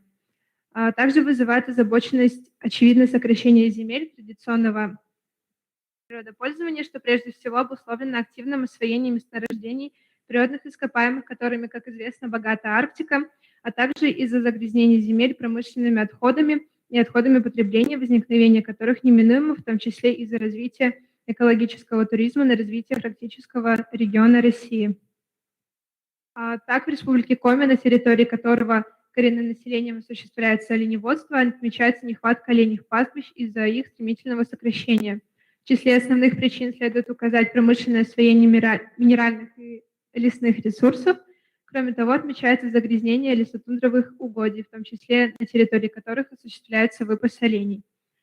По данным государственного доклада о состоянии использования земель в Российской Федерации, площадь оленьих пастбищ составляла 335 тысяч гектар, в том числе предоставлено в использование сельскохозяйственным организациям 139 тысяч гектар, а гражданам, занимающимся оленеводством, 5 тысяч гектар.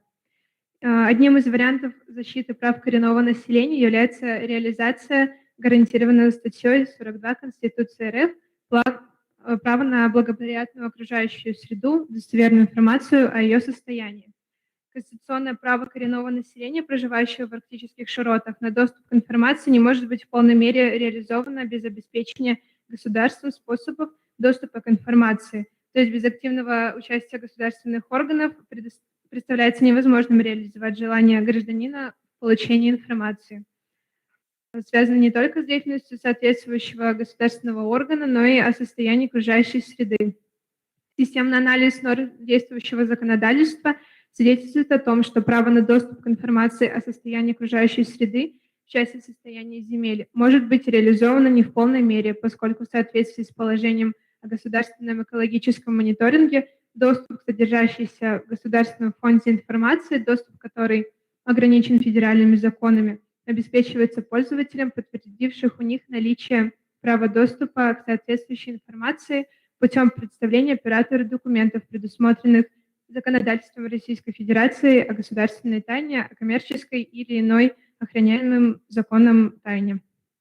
Таким образом, право на достоверную информацию о состоянии окружающей среды в отношении земель, отводимых для размещения, хранения, захоронения и утилизации отходов, является нереализуемым, несмотря на то, что гарантируется проводимой высшей нормой статьи 42 Конституции. И в целях реализации прав коренного населения арктических широт на доступ к информации о состоянии окружающей среды представляется целесообразным снятие ограничений в федеральном законе об отходах производства и потребления на право доступа к информации о земельном участке, используемом в целях реализации деятельности в области обращения с твердыми. Указанные коррективы норм права позволят коренному населению получать достоверную информацию о качестве земельного участка для определения не только его пригодности для конкретного вида хозяйственной деятельности, но и степени благополучия окружающей природной среды. На этом я бы хотела закончить свое выступление. Спасибо за внимание. Спасибо огромное. Пожалуйста, вопросы к докладчику. Пожалуйста. Большое спасибо за доклад. Скажите, пожалуйста, какие конкретные меры вы бы могли назвать для представителей малых народов Севера, чтобы они могли отстаивать свое право на доступ к экологической информации? Повторите вопрос еще раз, пожалуйста. Скажите, пожалуйста, что представители малых народов Севера и коренных народов арктической зоны могут сделать, чтобы отстоять свое право на доступ к экологической информации? Спасибо за вопрос.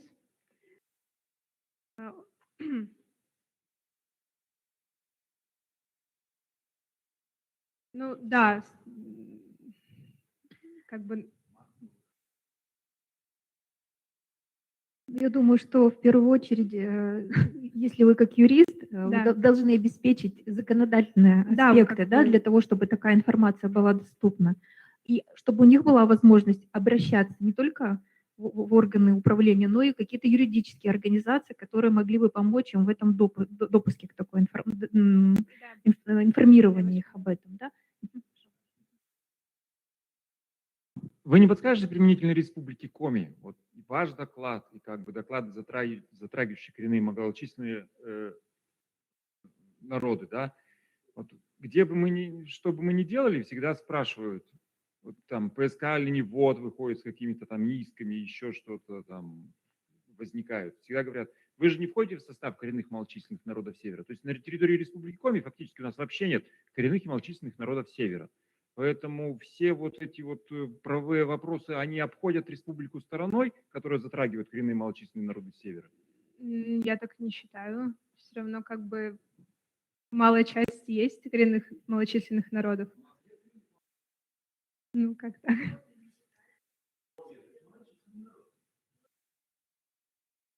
Да.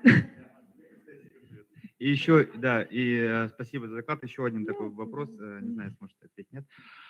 Дело в том, что большая часть именно экологической информации, она находится в руках ну, больших как бы гигантов промышленных, там, нефтедобывающих, газодобывающих, потому что большая часть территории как бы, ну, принадлежит им, как оказалось. Как бы. И большая часть экологической экспертизы осуществляется именно их внутренними службами. И вот вы говорили про то, что мы упираемся в какую-то там коммерческую тайну, да, там может там государственная коммерческая тайна. Можно ли как-то обойти вот эту коммерческую тайну, или это еще один вот пробел в юридическом как бы, вот, укладе, в правовом как бы, укладе государства? Вот, например, повторюсь, наверное, да, то, что... Меня так слышно? Это неудобно. Слышно. В пункте 10 там положение о государственном мониторинге, да, экологическом, доступ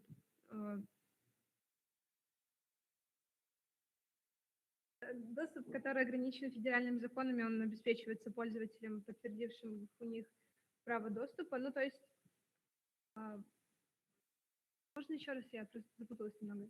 Как обойти коммерческую вот эту тайну для коренных малочисленных народов? Смогут ли они как-то это сделать или нет? Это государство должно им обеспечить вот, доступ к коммерческой тайне, ну, как бы к экологическим исследованиям, проведенным, допустим, тем же самым «Газпромом». Да.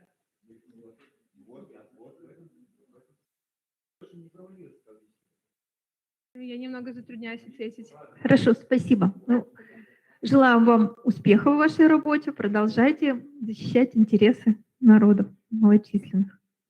И еще раз решите вопрос, все-таки есть на территории Республики Коми малочисленные народы, да? Или нужно ли им присвоить такой статус тем, кто занимается как раз традиционным природопользованием? Вот у нас последний онлайн-доклад, и сейчас у нас на связи Ухтинский государственный технический университет. Первак Анна Сергеевна. Есть она, да? Ага. Экологический мониторинг Кумжинского месторождения. Это нефтяное месторождение в Ненецком автономном округе.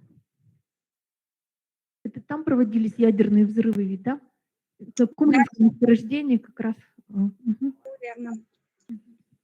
Добрый день, уважаемые участники диспута. Данная работа посвящена проблеме экологического состояния Кумжинского газоконденсатного месторождения, расположенного в дельте реки Печора. Месторождение было открыто в 1974 году. Всего было пробурено 28 скважин различного назначения. В ноябре 1980 года произошло 2 аварии, создавшие угрозу загрязнения акватории Коровинской губы, и их последствия мало освещались в литературе, оставаясь известными достаточно узкому кругу специалистов. Особенностью данной аварии является то, что ликвидация была подземным ядерным взрывом. После этого все работы по бурению были приостановлены, а существующие скважины выведены из эксплуатации и законсервированы. В 1997 году часть Кумжи стала территорией государственного заповедника Ненецкий.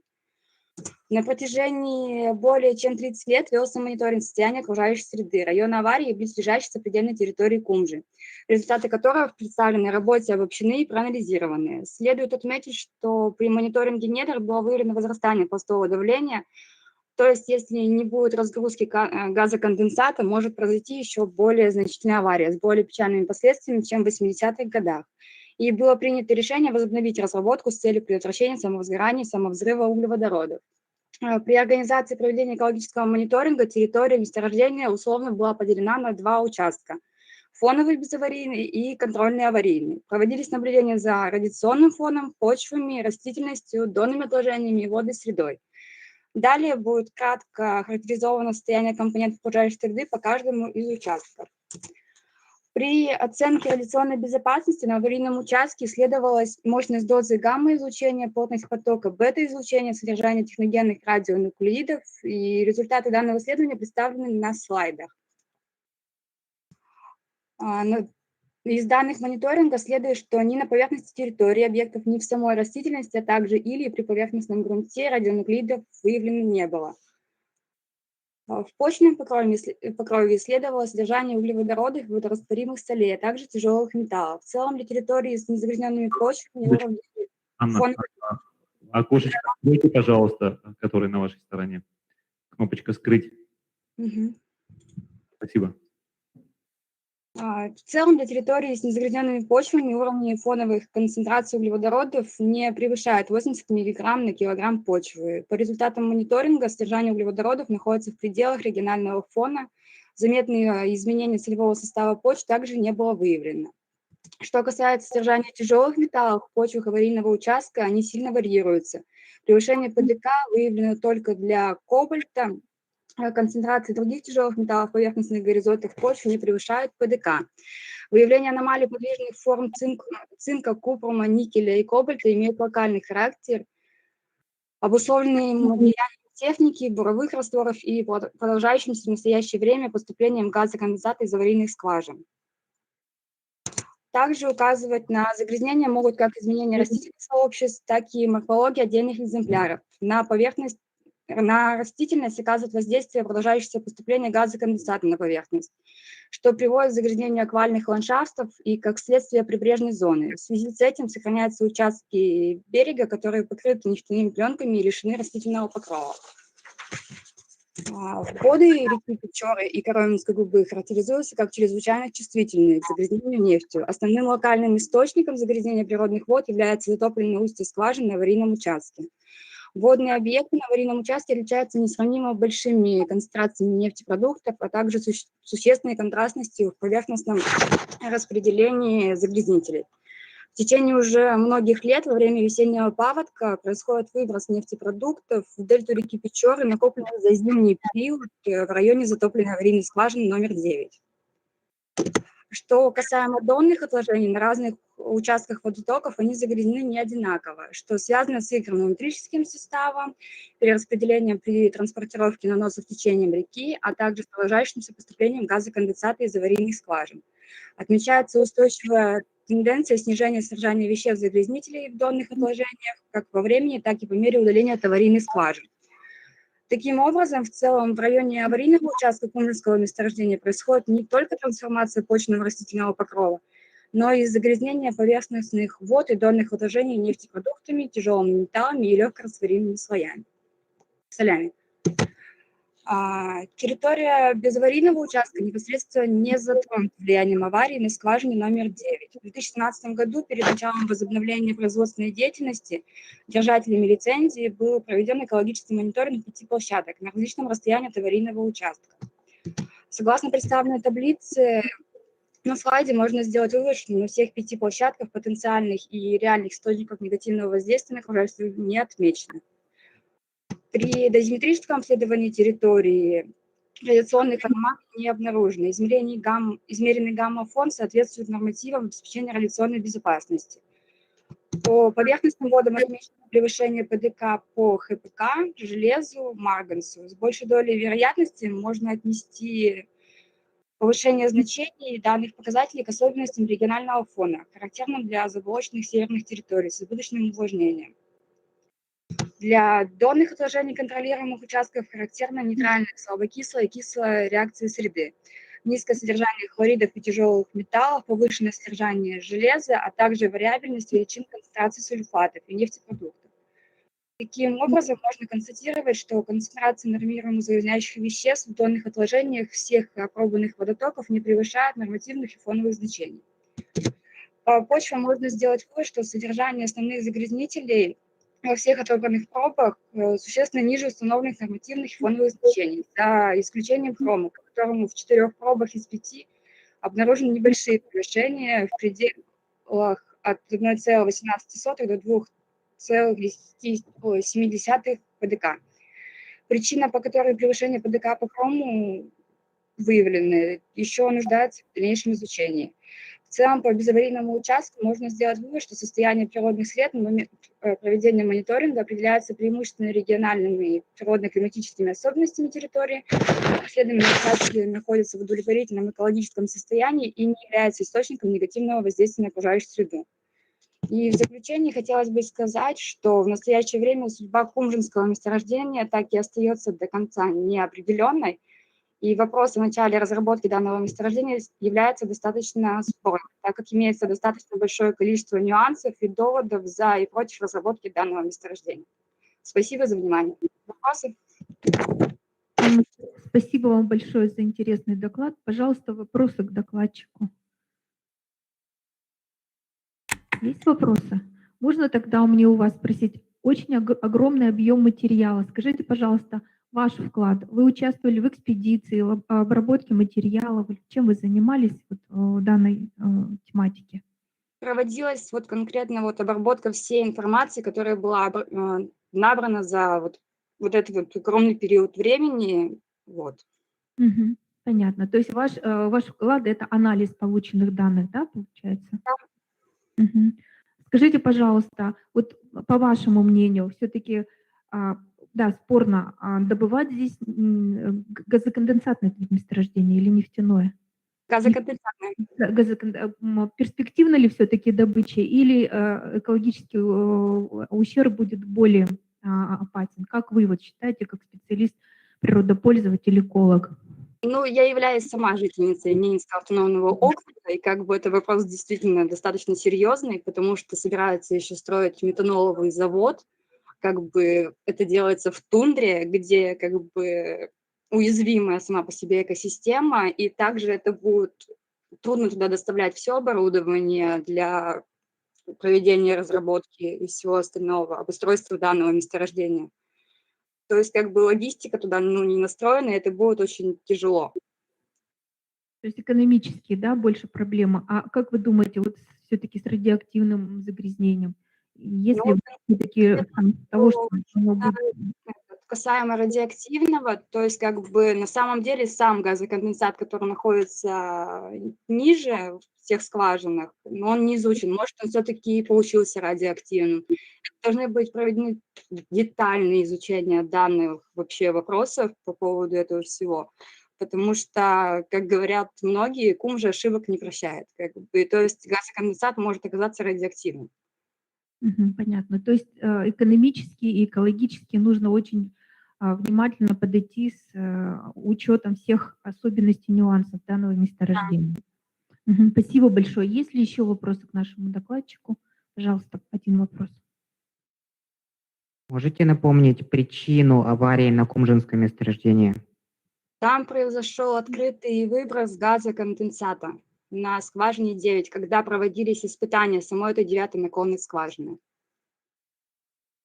И не смогли потушить, да? Долго, по-моему, очень Тестировали ее практически целый год, и они до сих пор не могут до конца прям ликвидировать поступление газоконденсата на поверхность. То есть до сих пор продолжается это поступление. Понятно. То есть месторождение на самом деле, конечно, перспективное и богатое, но... Оно очень большие объемы запаса газоконденсата. Рядом с ним Коровинское месторождение, которое также газоконденсатное. Но проблема в том, что это очень тяжелый будет у них труд в этом плане. И это очень затратно. В проект собирается вложить около 200 миллиардов на данный момент организация, которая выиграла лицензию. Потому что данное месторождение перепродавалось уже раза 4. Понятно. Спасибо вам большое, Анна, за ваш интересный доклад. Желаю вам успехов, заниматься дальше вопросами экологии и в Ненецком автономном округе. Надеюсь, что появится еще один профессиональный эколог. Спасибо вам большое. Уважаемые коллеги, у нас сейчас технический перерыв на 10 минут, да? 10 минут. К сожалению, мы немножко выбились из графика. Я приношу извинения, плохой из меня модератор.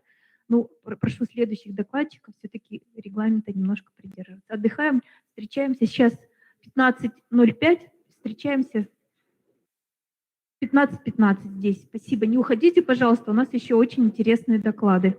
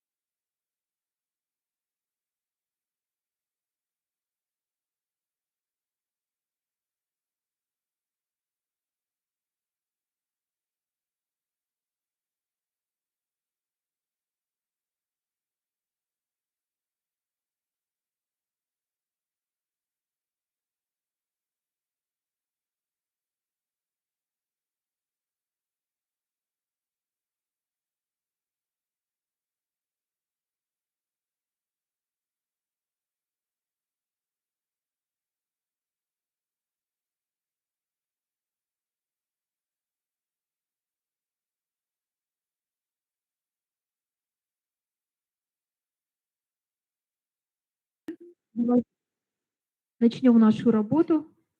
Вот продолжим нашу работу. И первым докладом будем слушать студентку Сыктывкарского лесного института Сидорову Наталью Александровну. Пожалуйста.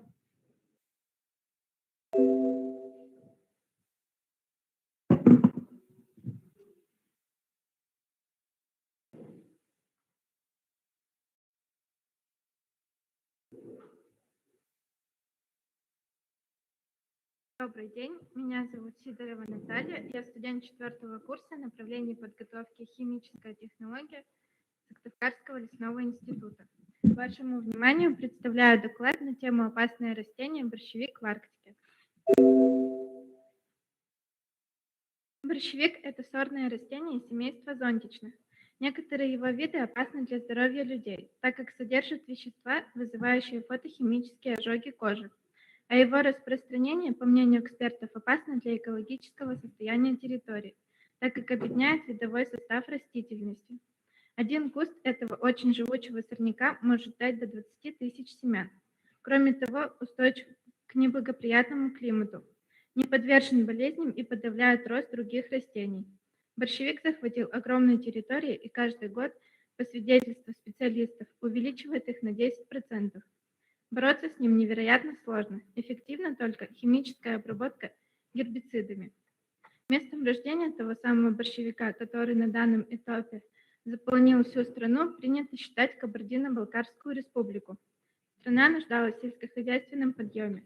Послевоенное время было голодным и делать было нечего. Для поголовья скота требовался сочный витаминный корм, дающий хороший урожай и неприхотливый для возделывания. Тогда ученые приняли решение, что именно борщевик спасет ситуацию и поможет в прямом смысле слова поднять страну. Генетики твердо решили, что именно борщевик дает в 20 раз больше силосной структуры, чем какое-либо другое растение.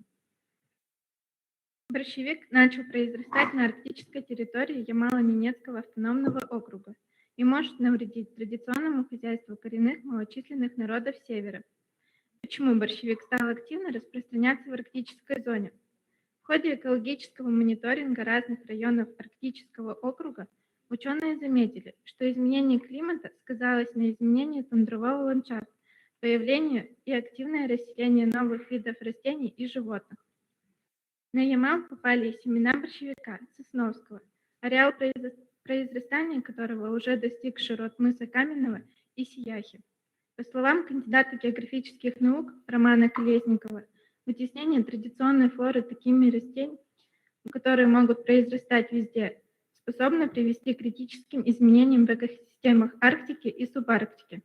Также он отметил, что если растения-вселенцы начнут вытеснять доминантные для нашего региона виды, это приведет к критическим изменениям в экосистемах Арктики и субарктики.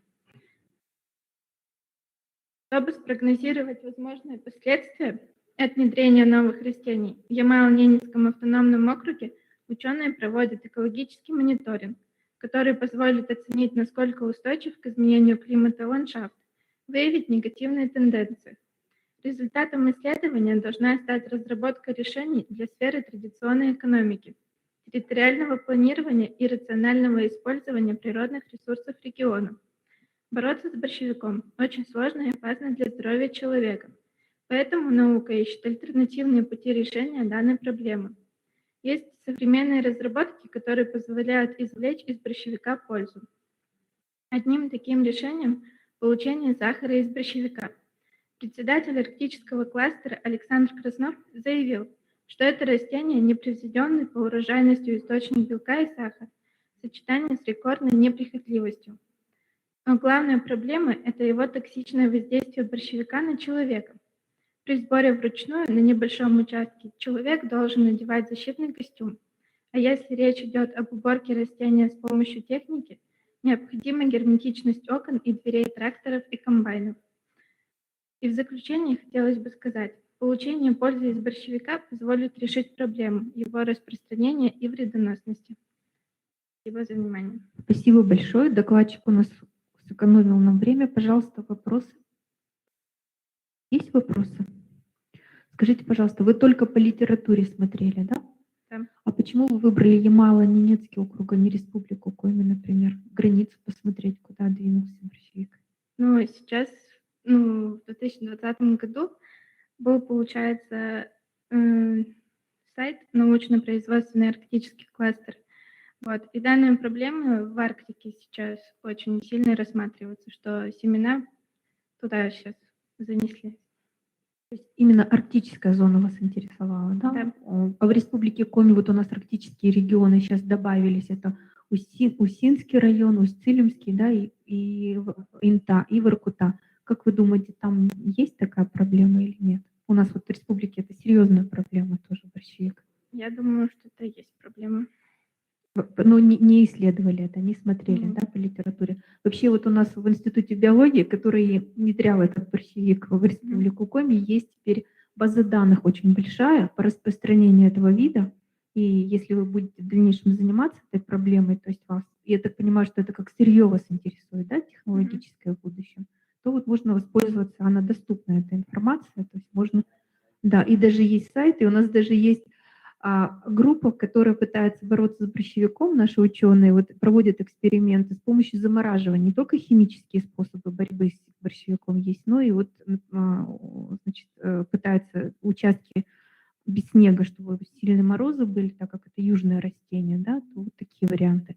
Но вообще действительно борщевик довольно ценное растение, большую биомассу образует, и если вот химики найдут способ хорошо его использовать, то я думаю, что, например, для биотоплива перспективы большие, да, для этого вида. Ну, так, только с токсичностью надо как-то бороться. Есть еще вопросы? Спасибо вам большое. Желаю вам творческих успехов. И обратите внимание на Республику Коми. Хорошо? Спасибо. Следующий доклад у нас делает представитель Сыктывкарского государственного университета Мяндина Галина. Извините, пожалуйста. Сады в Арктике, Соловецкий ботанический сад, Сыктывкарский лесной институт. Марченко Евгений Дмитриевич. Извините.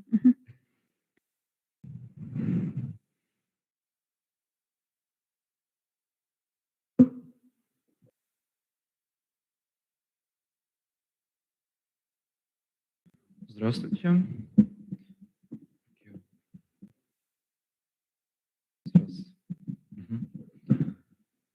Всем здравствуйте, меня зовут Марченко Евгений Дмитриевич, я учусь в Сыктывкарском лесном институте в 427 группе направления ландшафтная архитектура. Тема моего проекта — сады в Арктике, получается, Соловецкий ботанический сад.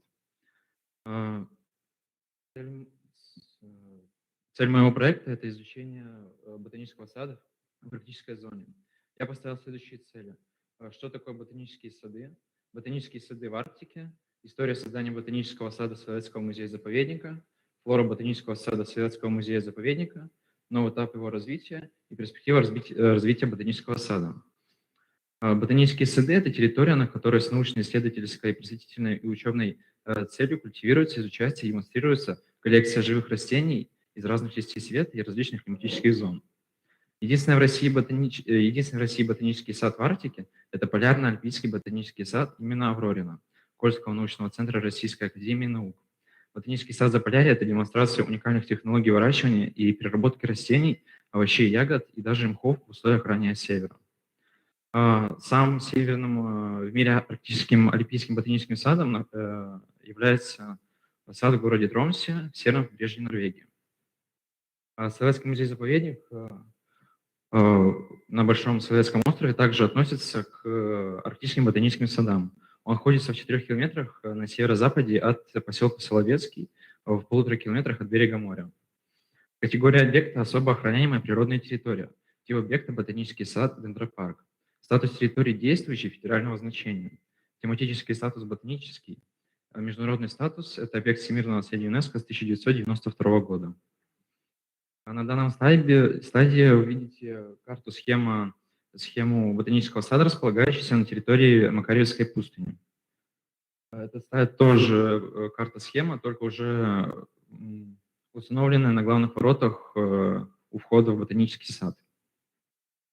Ботанический сад на Большом Соловецком острове был основан в 1822 году архимандритом Макарием. Первоначально назывался Макарьевская пустыня. К середине 19 века пустыня расширяется для синевольского хозяйства и называется Первоозерский скит и Хуторгорка. В 60-е годы 20-го столетия на территории сада располагалось учебно-опытное хозяйство Соловецкой средней школы. В настоящее время территория сада – памятник истории и культуры республиканского значения. Ботанический сад площадью 14 гектаров окружен холмами между озерами Нижний Петр и Пустынная. Температура здесь выше на 2-3 градуса по Цельсию. Важно отметить и то, что благодаря воскобелильному заводу по трубам всегда шла горячая вода на обогрев почвы. Поэтому здесь и раньше выращивались арбузы, дыни и другие теплолюбивые культуры. И до сих пор этот опыт неповторим. Первые посадки на территории ботанического сада, к сожалению, не сохранились, и ботанический сад находится под управлением музея и постоянно поддерживается. До Северного полярного круга от этих мест 160 километров. Первый дом был построен из привозной лиственницы, который построил архимандрит. Монахи начали облагораживать пустынь, высаживали плодово-ягодные культуры. С материка завозились редкие, необучаемые для архипелага растения. С 1923 по 1939 годы здесь находился лагерь особого назначения. Одним из заключенных был Дегтярев, селекционер-ботаник. Ему, как узнику ГУЛАГа, присылали семена и саженцы ботаники из всего мира. Также интродукция в те времена на островах занимался Ленинградский ботанический институт. В 1960-е годы за садом ухаживало учебно-опытное хозяйство средней школы, а в 1975 территория является частью Соловецкого заповедника. С 1982 года сад получил статус ботанический и вошел в состав Совета ботанических садов России. В настоящее время на территории сада произрастает 950 видов и сортов растений. Из них 30 древесных и около 500 декоративных, лекарственных, кормовых и многолетних трав. Сейчас самым старшим по возрасту является сибирский кедр и яблоня паласа. Им более 100 лет. Кроме этого растут липа мелколистная, черемуха пенсильванская, чай даусский и роза морщинистая. Эти растения считаются священными для христиан. Дальше на слайде мы видим также растения, самые популярные в этом саду, и также интродуцированные растения. В данное время продолжаются работы по восстановлению и поддержанию исторического ландшафта и историко-архитектурных памятников на территории сада. Ведется активная работа по поддержанию ботанической коллекции. Здесь проходят учебную практику студенты вузов, на территории существует экологический лагерь. Его участники помогают по работе и по уходу за растениями. Ведутся научные исследования учеными России и всего мира. Также 2 июня 2003 года здесь проходил международный симпозиум, основная цель которой была выработка стратегии сохранения и развития историко-культурного и природного комплекса. И ими были поставлены цели и задачи, из которых, получается, первое – это интродукция редких перспективных видов растений, эндемиков садов мира. Второе – это адаптировать растения с арктической зоны и распространять их, получается, по всем садам мира. И третье – особое внимание обратить на развитие хвойных растений, так как в середине 20 века они были вырублены как строительный материал и вывезены с острова. Источники, спасибо за внимание. Есть вопросы? Спасибо большое. Докладчик также время сэкономил для вопросов. Есть вопросы?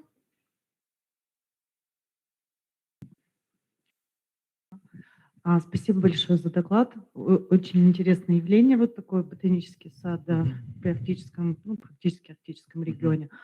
Скажите, пожалуйста, завозили ли какой-то грунт вот на территории ботанического сада, либо это уже просто преобразовано растительность? Этой информации я не видел, когда вот пересматривал все сайты. Просто напрашивалось, да, потому что это остров, остров, да, скорее всего, каменистый. Каменистой остров, породы, в основе, да. И вот... не знаю, такой информации не ходил, не могу сказать точно. Ну ладно. Спасибо за вопрос. Узнайте. Хорошо. Вопрос, почему именно Соловецкий ботанический сад вы выбрали коротко? Потому что это как бы довольно-таки близко к нам. Это в Архангельской области там. И просто как арктический ботанический сад в России. Понятно. То есть это самый северный сад, или вот вы показывали, севернее еще есть, там да? еще севернее там есть, но это поближе как-то, да. Понятно. Вы не были там сами, да? Нет, сам не был. То есть это только литературный такой обзор интернета. Понятно. Спасибо вам за интересный доклад. Надеюсь, что вы свою, так сказать, полученные знания будете применять на практике, как ландшафтный дизайнер в дальнейшем, Спасибо. да, и ждем тоже красивых садов у нас. У нас, да, в Воркуте, например. Да, хорошо. Мгм. Так, следующий доклад делает студент Сыктывкарского государственного университета имени Петерима Сорокина, Мяндина Галина, луговая растительность поймы реки Пижма, Усть-Цилимский район. Пожалуйста.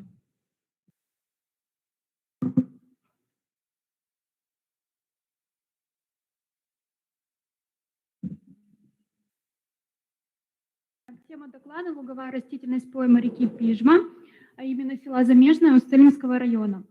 Пойменные луга играют важную роль в поддержке флористического разнообразия сосудистых растений. Речные долины являются миграционными путями, и благодаря им происходит флористический обмен. Растительный состав пойменных лугов очень богат и разнообразен. Мы там можем встретить и лекарственные, и редкие, и ценнохозяйственные кормовые растения. Однако в результате ежегодного антропогенного влияния, например, сенокосное использование или пастбищное, может происходить деградация растительных сообществ, то есть происходит снижение обилия видов и соотношения видов. В связи с этим изучение флористического и ценотического разнообразия речных пойм необходимо для решения вопросов сохранения биологического разнообразия растительных сообществ и поддержания высокой продуктивности естественных кормовых угодий. Районом моего исследования является южный участок бассейна реки Пижма. Были осмотрены пойменные луга в местечке Подкосая, местечке Широкая Пожня, Репная Пожня и Подголая. Река Пижма на данном участке выходит на равнину. Пойма высотой от 1 до 4 метров, сложена с углинками и покрыта лугами. По берегу реки расположены зарослевые кустарниковые заросли из разных видов ив. Ширина поймы в районе исследования от 40 до 100 метров. Рельеф неровный, приречная, средняя и приматериковая зоны выражены слабо. Теперь о распределении фитоценозов в пойме реки Пижма. Низкие уровни и понижения в пойме занимают, как правило, осоковые сообщества и вениково-канаречниковые луга.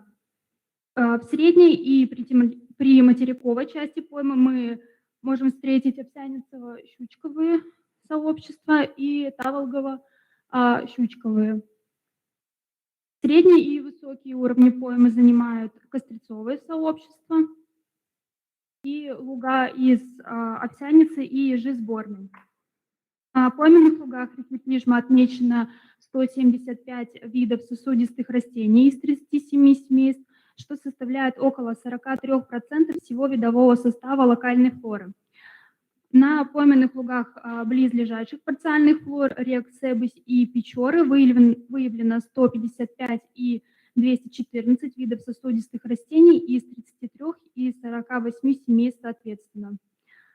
На лугах отмечен редкий вид, занесенный в Красную книгу Республики Коми, это кокушник альпийский, который имеет первую категорию статуса редкости, то есть он находится под угрозой исчезновения. Среди видов по географическому распространению преобладают виды бореальной фракции. Виды северной фракции на пойменных лугах реки Пижма занимают второе место по численности и составляют около 11%. Среди долготных групп преобладают виды североазиатские и циркумполярного распространения. Таким образом, флористическое разнообразие травяной растительности поймы реки Пижмы составляет 175 видов сосудистых растений из 37 семейств. Систематическая и географическая структура флористического состава луговых сообществ подтверждает черты, присущие бореальным евразиатским флорам, и повышенное число видов северной фракции подтверждает ее северное положение, то есть под зону северной тайги. Выделенные синтаксоны, а именно 7 ассоциаций из 4 союзов, 3 порядков и 2 классов, вписываются в синтаксономическую систему пойменных лугов Республики Коми. На этом все. Спасибо за внимание. Спасибо большое докладчику. Также в регламент уложился. Есть ли вопросы? Пожалуйста. Скажите, пожалуйста, вы планируете посчитать индексы биологического разнообразия, альфа-разнообразия или бета-разнообразия? И есть ли какие-то необычные находки в том месте, где вы проводили исследования? По индексам, вообще эта тема является темой моей курсовой и дипломной, которая еще находится, так скажем, в стадии разработки. Я до сих пор еще обрабатываю результаты, которые были собраны в прошлом и в этом году. Поэтому, если выборка позволит посчитать альфа-разнообразие, естественно, я это сделаю. Насчет необычных находок, даже вот этот отмеченный вид, кокушник альпийский, по, например, книгам флоры северо-восточной части Европы, по картам он у нас не находится. Ну, правда, книги 74-77 года, по которым я сравнивала растительность, которая может быть у нас. И, возможно, я еще какие-то растения при обработке, если в сравнении с книгами, найду, которых якобы у нас нет. Спасибо. Это вид сырых мест обитаний, поэтому может быть связано с заболачиванием луга или вот архивная появилась.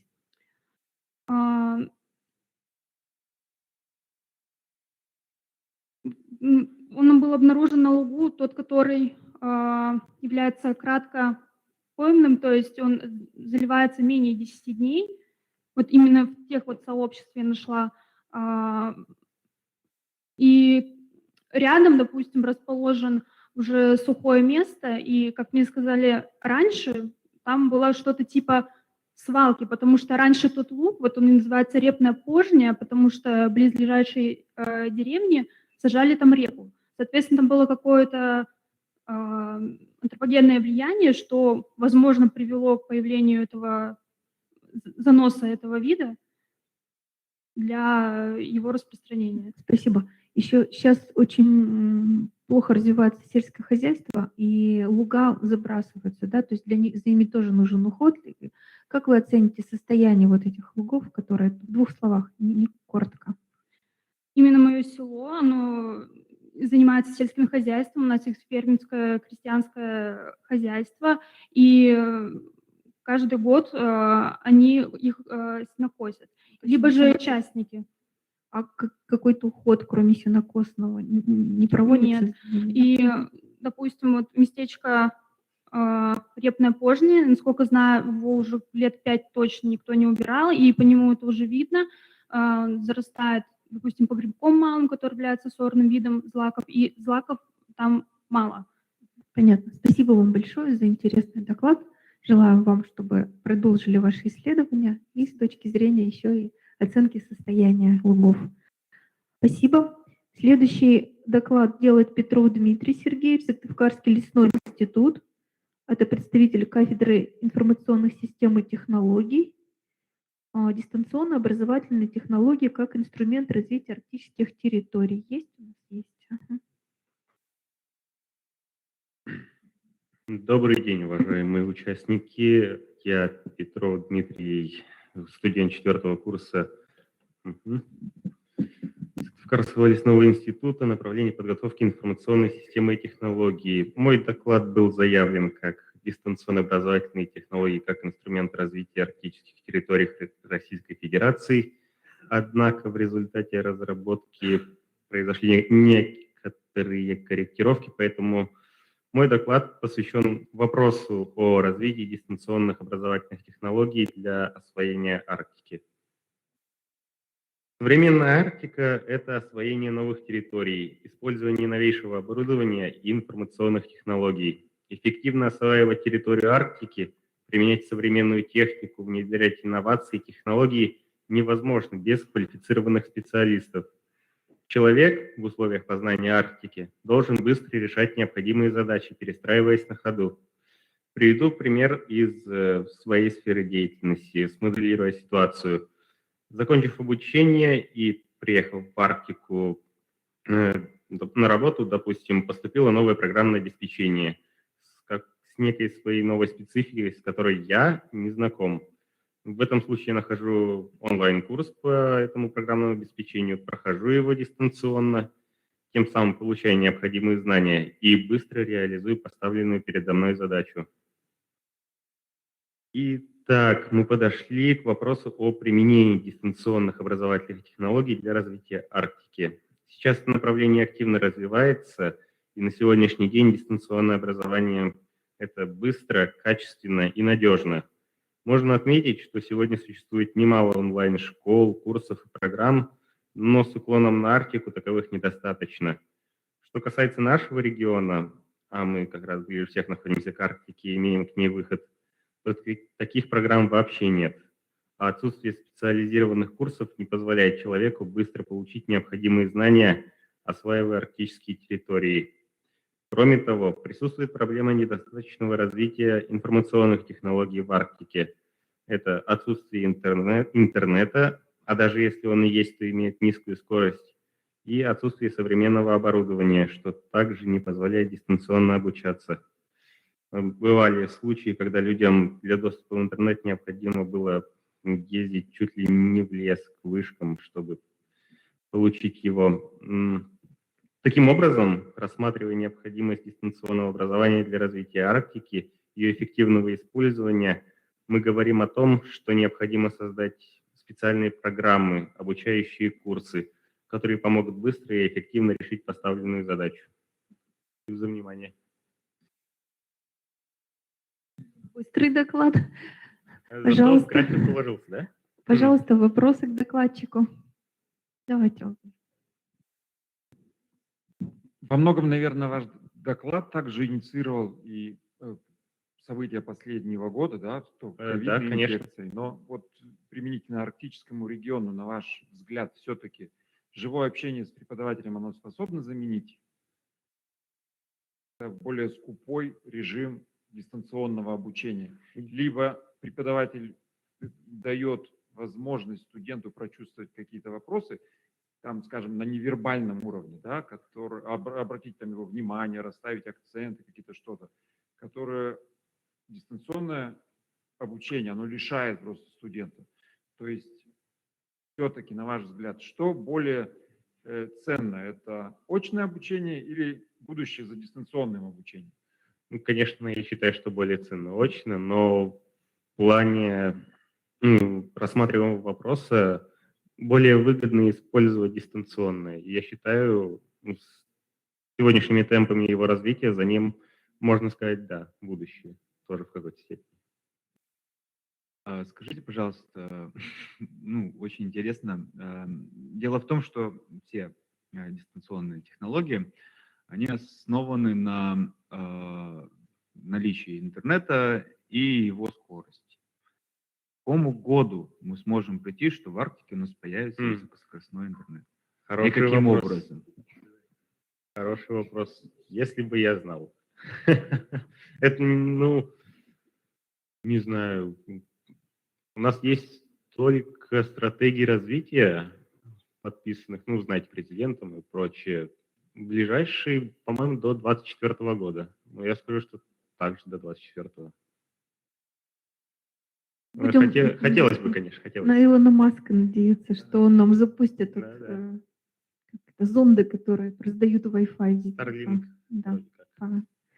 У вас какие-то наработки есть на вашей кафедре? Нет, вы не занимаетесь такими вещами, да, только программированием, наверное, да? Понятно. Спасибо. Есть еще вопросы к докладчику? Спасибо огромное. Желаем вам успехов. Надеемся, что дистанционное обучение в Арктике у нас будет развиваться. Следующий доклад также студент Сыктывкарского лесного института делает, Потапов Роман Витальевич. Пожалуйста, представитель кафедры машин оборудования лесной промышленности. Ну, доклад назовите тогда сами, хорошо?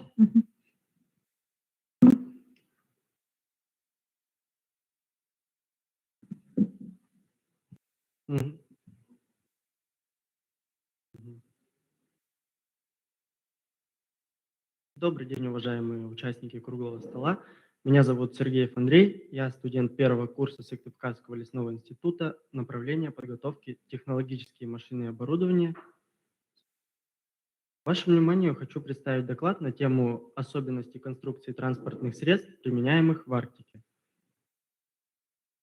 Рабочие машины сопровождают труд человека во всех сферах его деятельности, вне зависимости от того, где он находится и что он делает.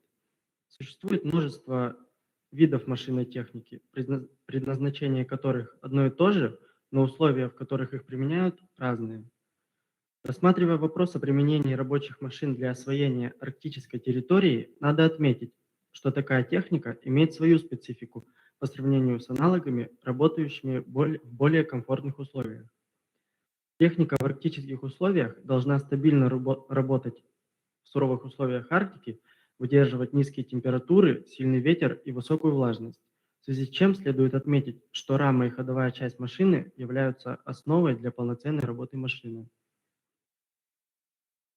На данный момент в Арктике используются два вида ходовых систем. Машины на колесном ходу с низким давлением в шинах и на гусеничном ходу. Колесная система применяется для передвижения по дорогам общего назначения, которые содержатся в хорошем состоянии, где низкое давление в колесах способствует увеличению проходимости машины. Рассматривая особенности применения транспортных средств в Африке, следует уделять предпочтение гусеничной системе передвижения. По сравнению с колесной системой, гусеничная имеет более высокий показатель проходимости благодаря большей площади контакта, что помогает преодолевать метровые насыпи снега, передвигаться во время метели, а также имеет более низкий показатель удельного давления, что делает технику проходимой и способствует сохранению биологической системы грунта. Рама является основным агрегатом рабочей машины, которая принимает на себя все нагрузки, помогает двигаться по бездорожью и преодолевать всевозможные препятствия. Также выдерживает резкие перепады температур, возникающие из-за морозов, снаружи доходящие до минус 60 градусов. Для машин на гусеничном ходу используется монорамная конструкция несущей системы, которая отличается устойчивостью как на воде, так и на снежных и ледовых дорогах.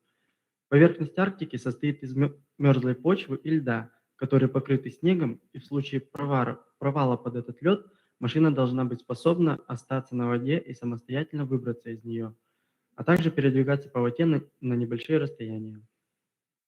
Важными качественными характеристиками машин являются остойчивость, то есть плавучесть, и устойчивость. Очень важно обеспечить комфортные условия водителю. Температура в кабине водителя должна быть не ниже 15 градусов. Рабочим органом для передвижения на воде могут служить гусеничные ленты и водометный движитель, движущая сила которого создается выталкиваемой струей с использованием решетки для предотвращения попадания битого льда к винту. Помимо основных элементов техники, для арктических машин необходимо дополнительное оборудование, а именно дополнительное освещение для работы в темное время суток, так как в Арктике есть такие понятия, как полярная ночь, которая длится 176 дней. Должна работать система навигации, что очень важно для машин в условиях отсутствия ориентиров на местности, и дополнительные системы поддержания климат-контроля в кабине водителя для создания комфортных условий работы. Конструкция машины должна отвечать эргономическим требованиям, шум и вибрация, а для улучшения управления целесообразно использовать усилители руля или джойстики с целью уменьшения усилий для управления рабочей машиной. Использовать машинную технику в Арктике – это знать ее качественные характеристики и особенности, которые позволяют правильно ее эксплуатировать и эффективно использовать. На этом все. Задавайте ваши вопросы. Спасибо большое. Пожалуйста, вопросы.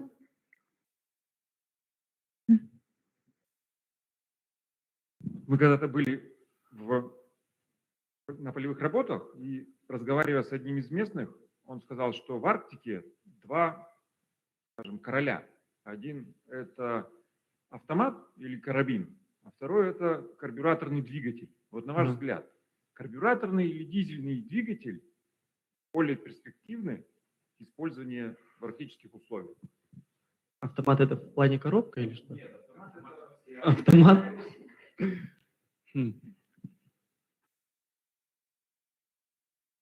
Не знаю даже.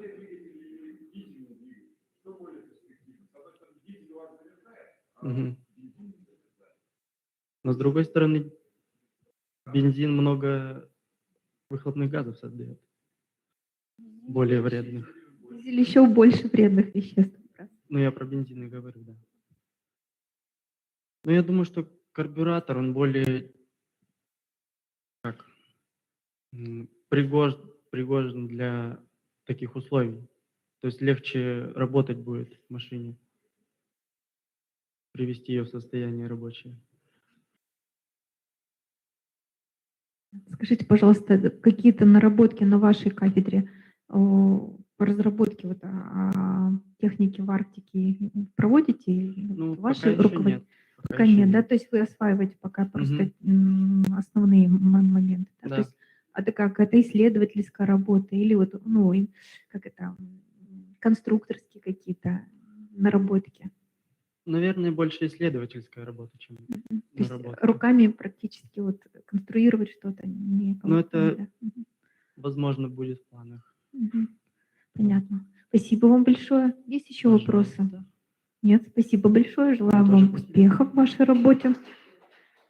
Продолжает наше заседание доклад Сазоновой Елизаветы Игоревны, Сыктывкарский лесной институт, новые строительные технологии на службу Арктики, факультет строительства, управление строительства.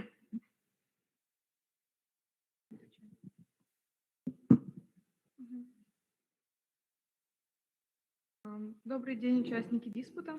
Вашему вниманию предлагается доклад на тему «Новые строительные технологии на службу Арктики». 21 октября 2020 года на совещании о перспективах развития Северного морского пути председатель правительства Российской Федерации Михаил Мишустин озвучил общий объем государственных инвестиций в Арктику на первоначальном этапе, который составит 110 миллиардов рублей. Сейчас в Арктике строятся портовые терминалы, прокладываются железные дороги, отметил он в ходе совещания в Мурманске. Он уточнил, что речь идет о создании горно-металлургического комбината и морского терминала по перевалке минеральных удобрений в Мурманской области. В проекте строительства горнодобывающего предприятия на архипелаге Новая Земля и каменно-угольном месторождении на Таймыре. Целью нашей работы является анализ и подбор основных строительных материалов для освоения и развития арктических территорий. Актуальность темы состоит в том, что Северный морской путь станет транспортной артерией 21 века и позволит осваивать природные богатства как прилегающих территорий, так и шельфа Северного Ледовитого океана. Задача – изучить основные базы и порты Северного морского пути, проанализировать свойства строительных материалов для инновационного строительства в арктической зоне, исследовать сэндвичи СИП-панели на термическое сопротивление, сформулировать рекомендации по результатам исследования. Основными портами Северного морского пути являются Мурманск, Архангельск, Сабета, Дудинка, Диксон, Тикси, Певек, Провидение. Для провода морских судов и защиты северных территорий обустроены арктические базы на островах.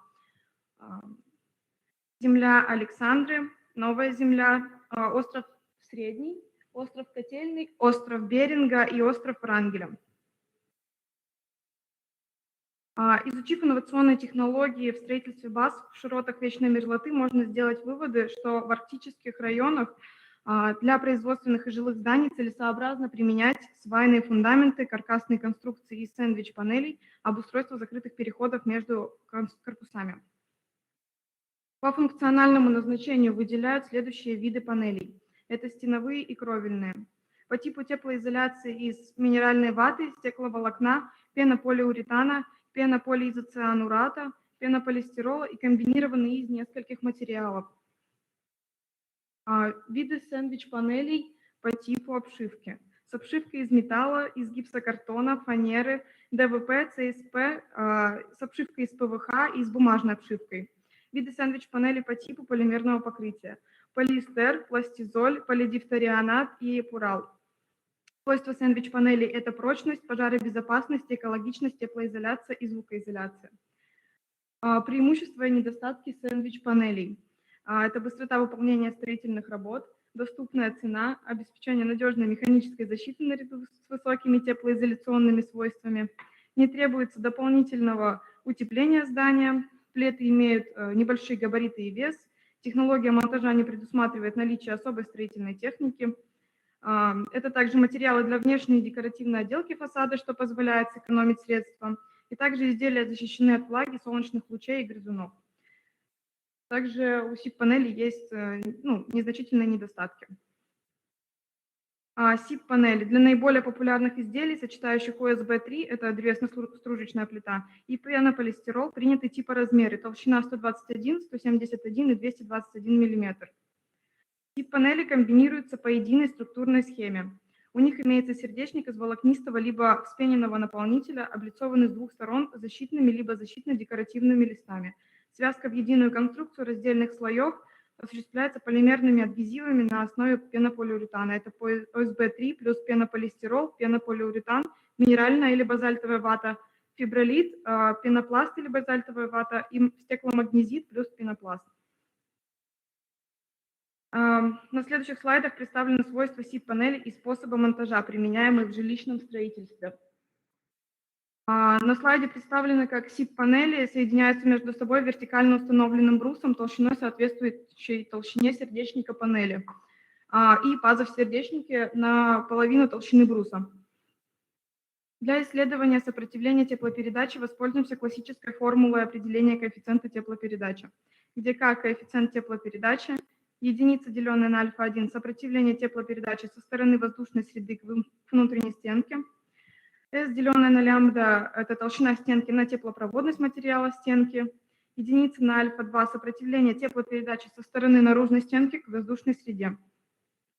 Коэффициенты теплоотдачи альфа-1 и альфа-2 определялись по графику зависимости коэффициента теплоотдачи от температуры поверхности. На слайде также представлен расчет на сопротивление теплопередачи наружной стены, где сопротивление меньше требуемой нормы. Результаты исследований термического сопротивления СИП и сэндвич-панелей представлены в таблицах. Для СИП-панелей сопротивление теплопередачи представлено в зависимости от теплопроводности материала сердечника. Это минеральная вата, полистирол, полиуретан. И его толщины 100, 150 и 200 мм. Из результатов исследования можно сделать заключение, что все СИП-панели соответствуют нормативному значению сопротивления теплопередачи 2,2. Для сэндвич-панелей сопротивление теплопередачи представлено в зависимости от толщины теплопроводности материалов сердечников.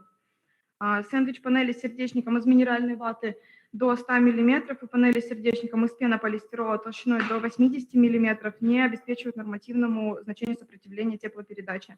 Их рекомендуется применять для неотапливаемых помещений. Сравнение теплотехнических характеристик сэндвич-панели различной толщины из различных материалов сердечников со стеновыми материалами – это древесина, кирпич пустотелый, пенобетон, кирпич красный, керамзитобетон, бетон, показано на следующих таблицах. Здесь сравнение с сердечниками из минеральной ваты соответствует нормативному значению. Сравнение сердечников из пенополистирола тоже все соответствует нормативному значению. И сравнение из пенополиуретана тоже соответствует нормативному значению.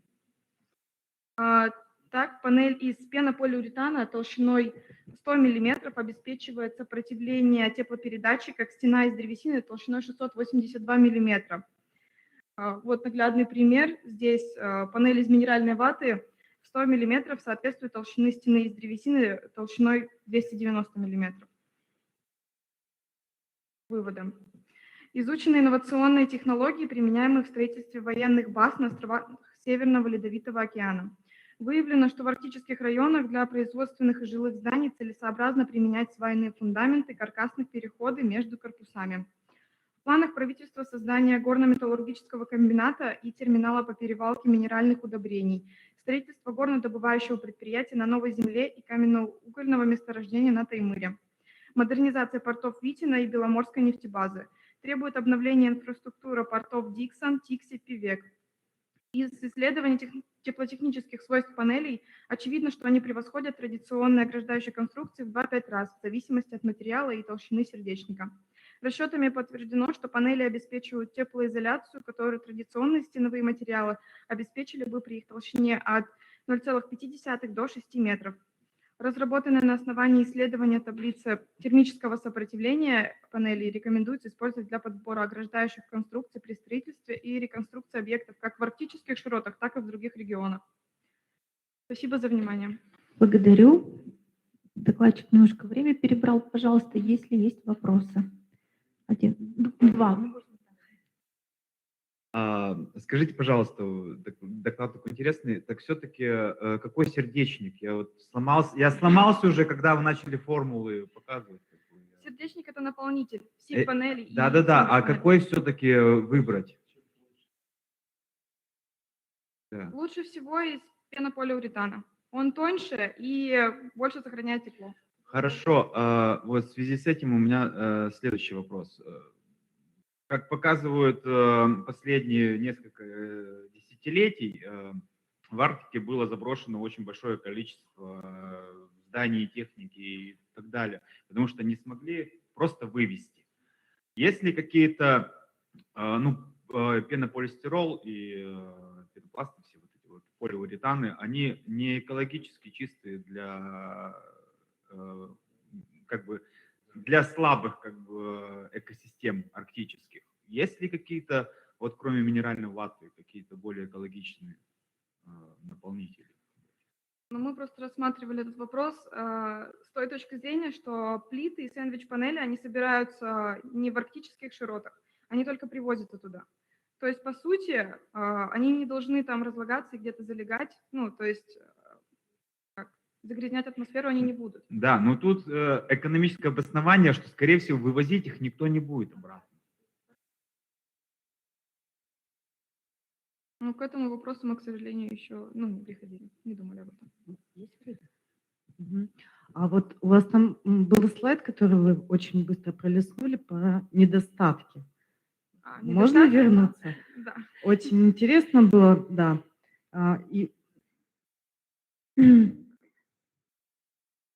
Там что-то насчет хрупкости. Вот, низкая механическая прочность. В связи с тем, что еще такие серьезные, низкие температуры, да, не будут ли они достаточно хрупким строительным материалом вот, в условиях Арктики, да. И второй вопрос. Вы анализировали относительно, может, других материалов огнестойкость вот этих панелей? Огнестойкость, да, конечно, анализировали. И низкая именно механическая прочность, то есть какое-то воздействие должно на них что-то должно подействовать, что-то упасть, чтобы они разрушились. Я считаю, что они не сильно подвержены разрушению, именно когда будут стоять, когда из них будут строиться какие-нибудь дома. А насчет пожаробезопасности, да, вопрос был второй. То есть они соответствуют третьей степени огнестойкости. Это очень хорошая степень огнестойкости, поэтому они пожаробезопасны. Можно вопрос о экологической безопасности для проживающих в этих помещениях? Я понимаю, там производственные помещения, да? То есть они не опасны для человека? Нет, не да? опасны. Фенолы там выделяются, формальдегид вот при использовании этих. Я, если честно, не знаю. Вот такой химический именно анализ у нас не проводился. Понятно. Ну вот еще этот аспект, я думаю, то есть да, промышленные склады и объекты – это одно, а зона проживания, скажем, человека, да, и так в Арктике условия экологически не очень благополучные. Еще ты будешь жить с фенолом и формальдегидом в помещении. В общем, спасибо вам большое за доклад. Надеемся, что из вас хороший строитель получится, с технологиями будете дружить и развивать арктическое строительство. И у нас последний доклад. И благодарю всех за терпение, что мы друг друга слушаем. Шкиль Анна Олеговна, Коми Республиканская академия государственной службы и управления приглашается. Это управление юриспруденция, особенности статуса земель, входящих в арктическую зону Российской Федерации. Добрый день, уважаемые слушатели. Тема моего доклада – особенности статуса земель, входящих в арктическую зону России. Арктическая зона Российской Федерации представляет собой определенную часть сухопутных территорий, объединенных по географическому, климатическому и экономическому положению. Несмотря на достаточно суровый климат, Арктика богата различными природными ресурсами, освоение которых, безусловно, очень важно для экономики. Именно поэтому данные земли имеют особый статус.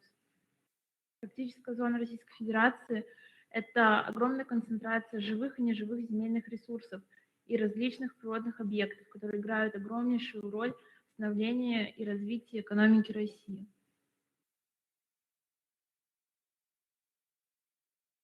К сожалению, лишь одного удачного географического расположения мало. Наличие территорий, которые богаты различными ресурсами, влечет за собой риски и дополнительные меры по их охране. Сейчас арктическая зона Российской Федерации имеет ряд рисков. Это увеличение негативного воздействия со стороны человека по причине развития экологического туризма, сокращение площади земель, относимых к территориям природопользования коренных народов, климатические изменения, например, как всемирное глобальное потепление. Арктические территории по своей природе очень чувствительны к негативным воздействиям, даже к таким, казалось бы, безобидным, как экологический туризм. Данный вид отдыха очень популярен в наши дни. Люди все чаще дают предпочтение времяпрепровождения на природе, чем нежели в каких-то шумных и пыльных городах. Удивительно, но туризм имеет две стороны воздействия на арктические зоны. Начиная с плюсов, это, конечно же, экономическая составляющая. То есть посредством туризма увеличивается так называемое спонсирование данных территорий, например, это развитие народных промыслов коренных жителей. Также еще одна немаловажная положительная сторона – это привлечение людей в арктическую зону с перспективой работы и проживания там, так как территория Арктики имеет тенденцию к понижению численности населения.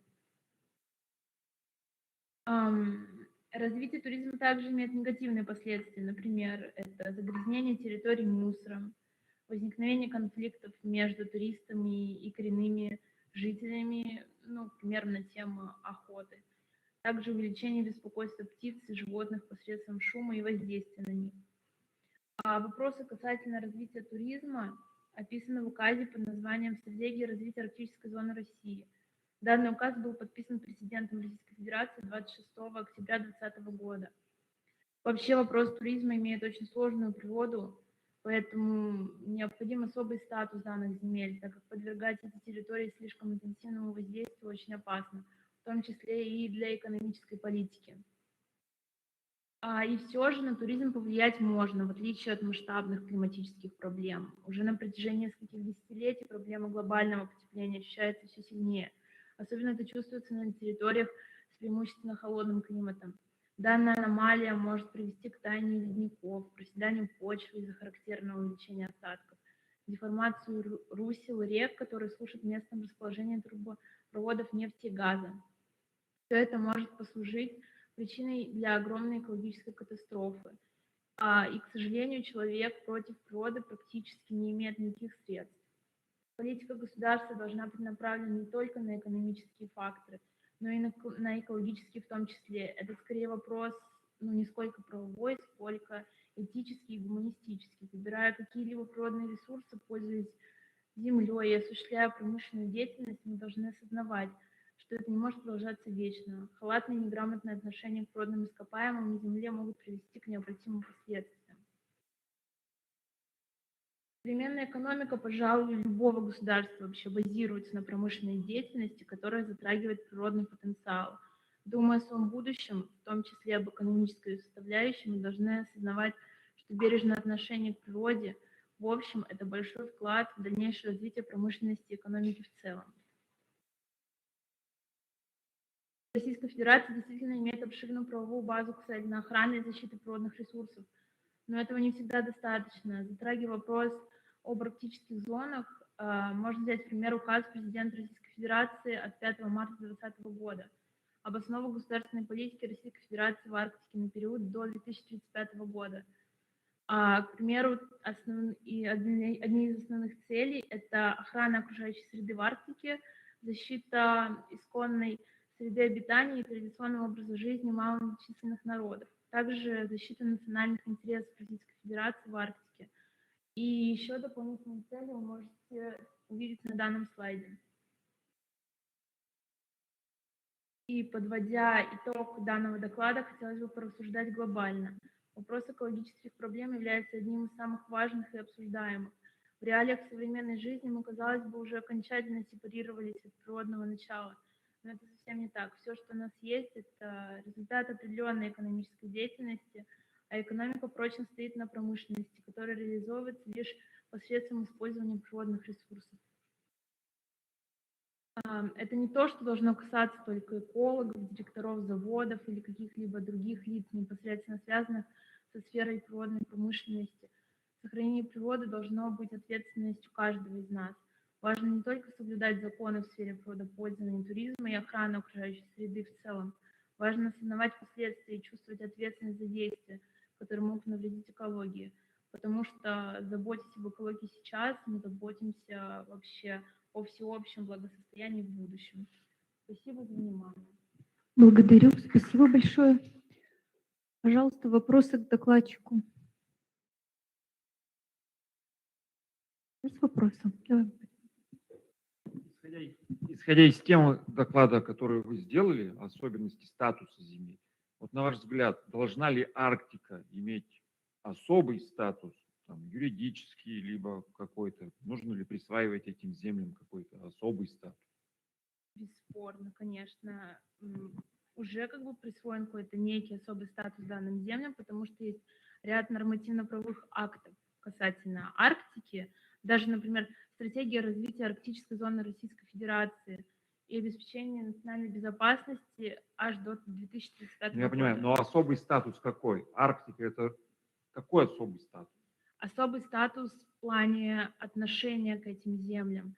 Ни для кого не секрет, что действительно в арктической зоне очень много природных ископаемых, которые становятся каким-то базисом Смотрите, экономики. Вы переходите на вопрос, что Арктика – это место, где сформированы большие залежи полезных ископаемых. То есть основной акцент делается на... И если я правильно помню, даже если мы стратегию открываем развития арктической зоны до 1935 года, первые строчки, которые идут, освоение природных ресурсов. Да. И потом пошло все остальное. То есть и арктический путь, транспорт этих ресурсов за рубеж, например, да? То есть транспорт и освоение. А особенности статуса земель мы можем какую-то, что это особо ранимая территория, подчеркнуть как-то, да? Вот первое, вот где-то вот выносится в законодательных актах именно степень ранимости и значимости, например, в формировании там глобального климата, глобального там состояния атмосферы, еще что-то, что вот этот статус подчеркивается где-то, вот как юридический статус земель этих. Да, конечно, существует юридическая ответственность за какие-либо экологические преступления, вообще не только касательно арктической зоны Российской Федерации. И, по-моему, вот если вернуться к целям указа президента об основах государственной политики Российской Федерации в Арктике, опять же, на период до 2035 года, то там одна из целей – это охрана окружающей среды в Арктике. То есть не только государство ставит приоритет использовать какие-либо природные ископаемые, которые находятся в этой зоне, но и ставит приоритет сохранять вообще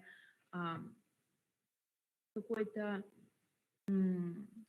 уровень, нормальный уровень экологической безопасности данных земель. Это тоже очень важно. Надеюсь, ответила на ваш вопрос? Или вы хотите еще что-то задать? Да? Сложно понимать юридические термины, юридические отношения, да? Но я вот пытаюсь понять для себя, имеет ли смысл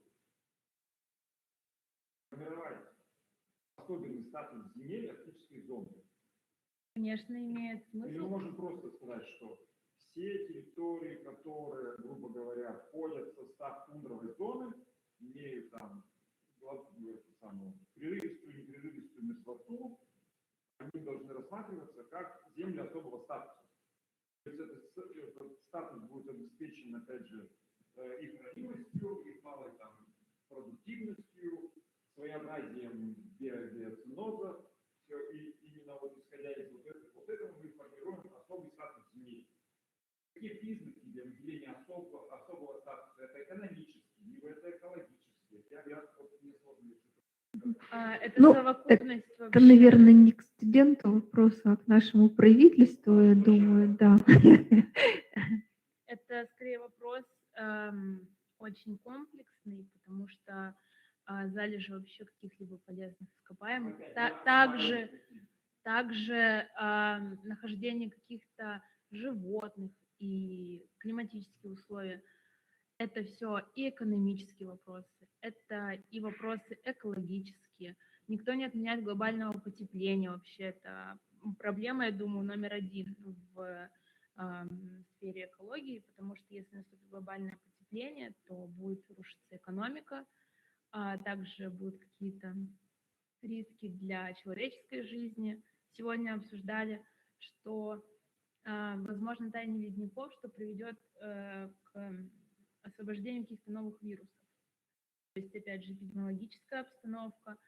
Это все должно иметь правовой метод регулирования. Должно быть все закреплено, и действительно есть ряд нормативно-правовых актов, есть юридическая ответственность, в том числе уголовная, огромные штрафы, лишение свободы за вот именно несоблюдение или же подвержение экологического состояния Российской Федерации.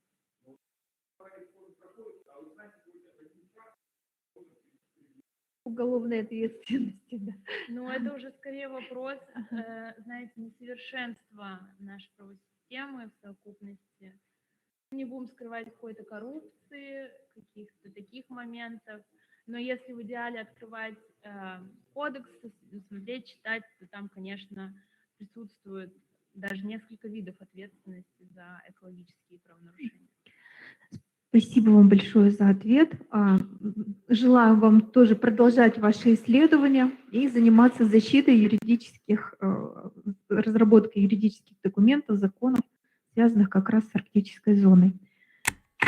Ну, на этом наши доклады, регламент нашей конференции исчерпан. Есть ли какие-то желания выступить у экспертов, несколько слов сказать о нашей конференции, может быть, коротко? Угу. Спасибо за прекрасные, удивительные доклады. Хотелось бы всем вам пожелать дальнейших успехов в ваших исследованиях, чтобы эти исследования стали не просто как бы какой-то точкой там, определенной там, вашего жизненного пути, то есть написания диплома, чтобы вы действительно вот, полученные, накопленные знания могли нести дальше, заниматься экологией, заниматься правом именно здесь, на нашей северной территории, помогать коренным народам, помогать социокультурному развитию региона. Единственное, сегодня было все прекрасно, единственное, что у нас не получился, к сожалению, диспут с представителями власти, которые очень быстро нас сегодня покинули, потому что вопросов, как вы сегодня прекрасно видели, накопилось очень много, и большинство этих вопросов мы, к сожалению, не можем с вами решить без кого-то сверху. Спасибо.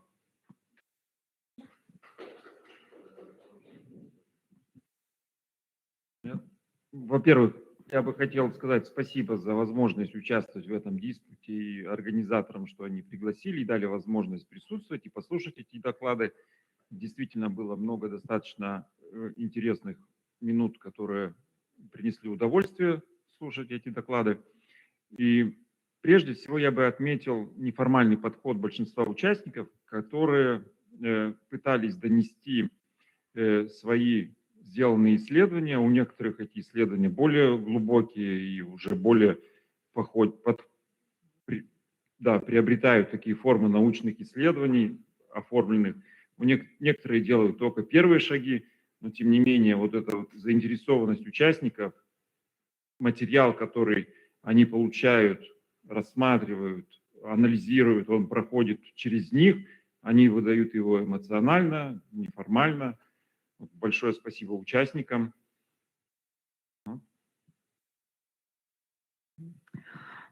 Я тоже хочу поблагодарить всех участников за вашу заинтересованность, за ваше неравнодушие, за стремление к познанию нового, за то, что вы готовы публично выступать со своими исследованиями. Это очень ценно. Вот. И надеюсь, вот эта тема основная, вот как бы, да, это экология Арктики и все проблемы связаны с этим. И то, как бы, знания о том, как должно быть, а как нет, чтобы вот действительно, вот как Михаил, мой коллега, сказал, стал вот основой вашего мировоззрения на будущее, да, чтобы вы это несли дальше по жизни, да, чтобы оно было вашим кредом вашей будущей деятельности профессиональной. И всем желаю огромных успехов и дерзать дальше в ваших исследованиях. Всего доброго. Спасибо огромное. Теперь приступаем, наверное, к самой приятной части нашего диспута.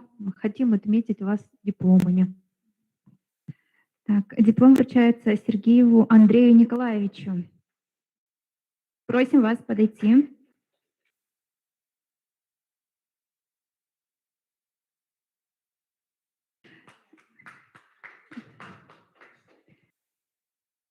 Диплом вручается Шкиль Анне Олеговне.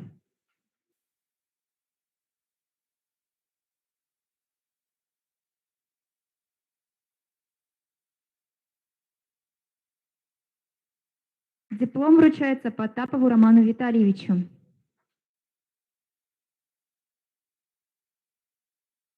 Диплом вручается Петрову Дмитрию Сергеевичу.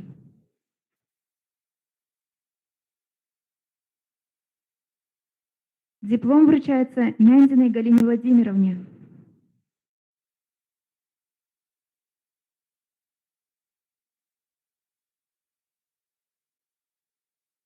Диплом вручается Сазоновой Елизавете Игоревне.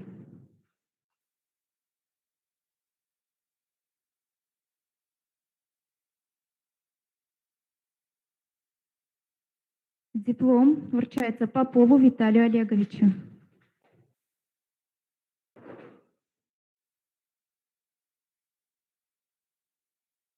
Диплом вручается Фадееву Алексею Сергеевичу.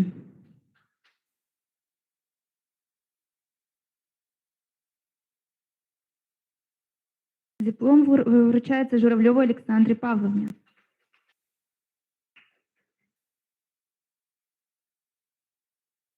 Диплом вручается Марченко Евгению Дмитриевичу.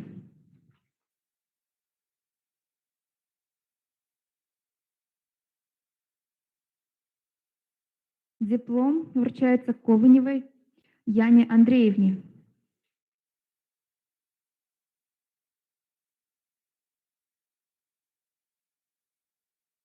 Диплом вручается Антропову Антону Николаевичу.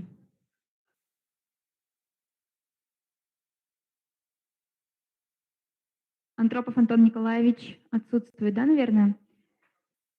Хорошо. Диплом вручается Калинину Артему Евгеньевичу. И дипломы у нас тоже вручаются Архангельску Лапикову Павлу Ивановичу, Первак Анне Сергеевне, это УГТУ, Хозяиновой Марии Владимировне, Хачатрян Сусанне Альбертовне, Осиповой Дарье Александровне и Гридасовой Анастасии Тарасовне. Они вам придут по почте. Итак, и мы хотим выразить огромную благодарность экспертной группе. Спасибо вам большое, что присутствовали, что оценивали наших студентов. Мы хотим выразить благодарность модератору площадки Патовой Елене Николаевне.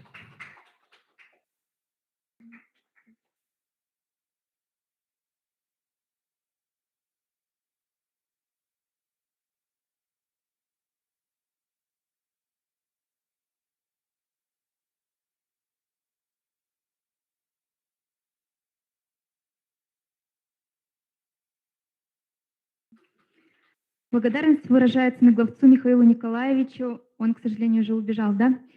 Благодарность выражается Василевич Марии Ивановне.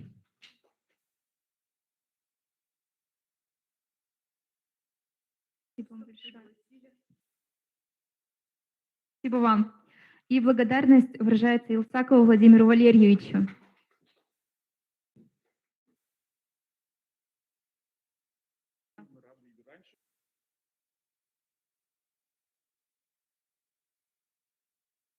Институт биологии вообще нам очень помогает и выручает нас всегда. Напоминаем, что в конце зала есть книжная выставка «Вокруг Арктики». Ну, а мы с вами не прощаемся и надеемся, что на следующий год студенты тоже примут участие и приглашаем вас сделать общее фото. Всем спасибо.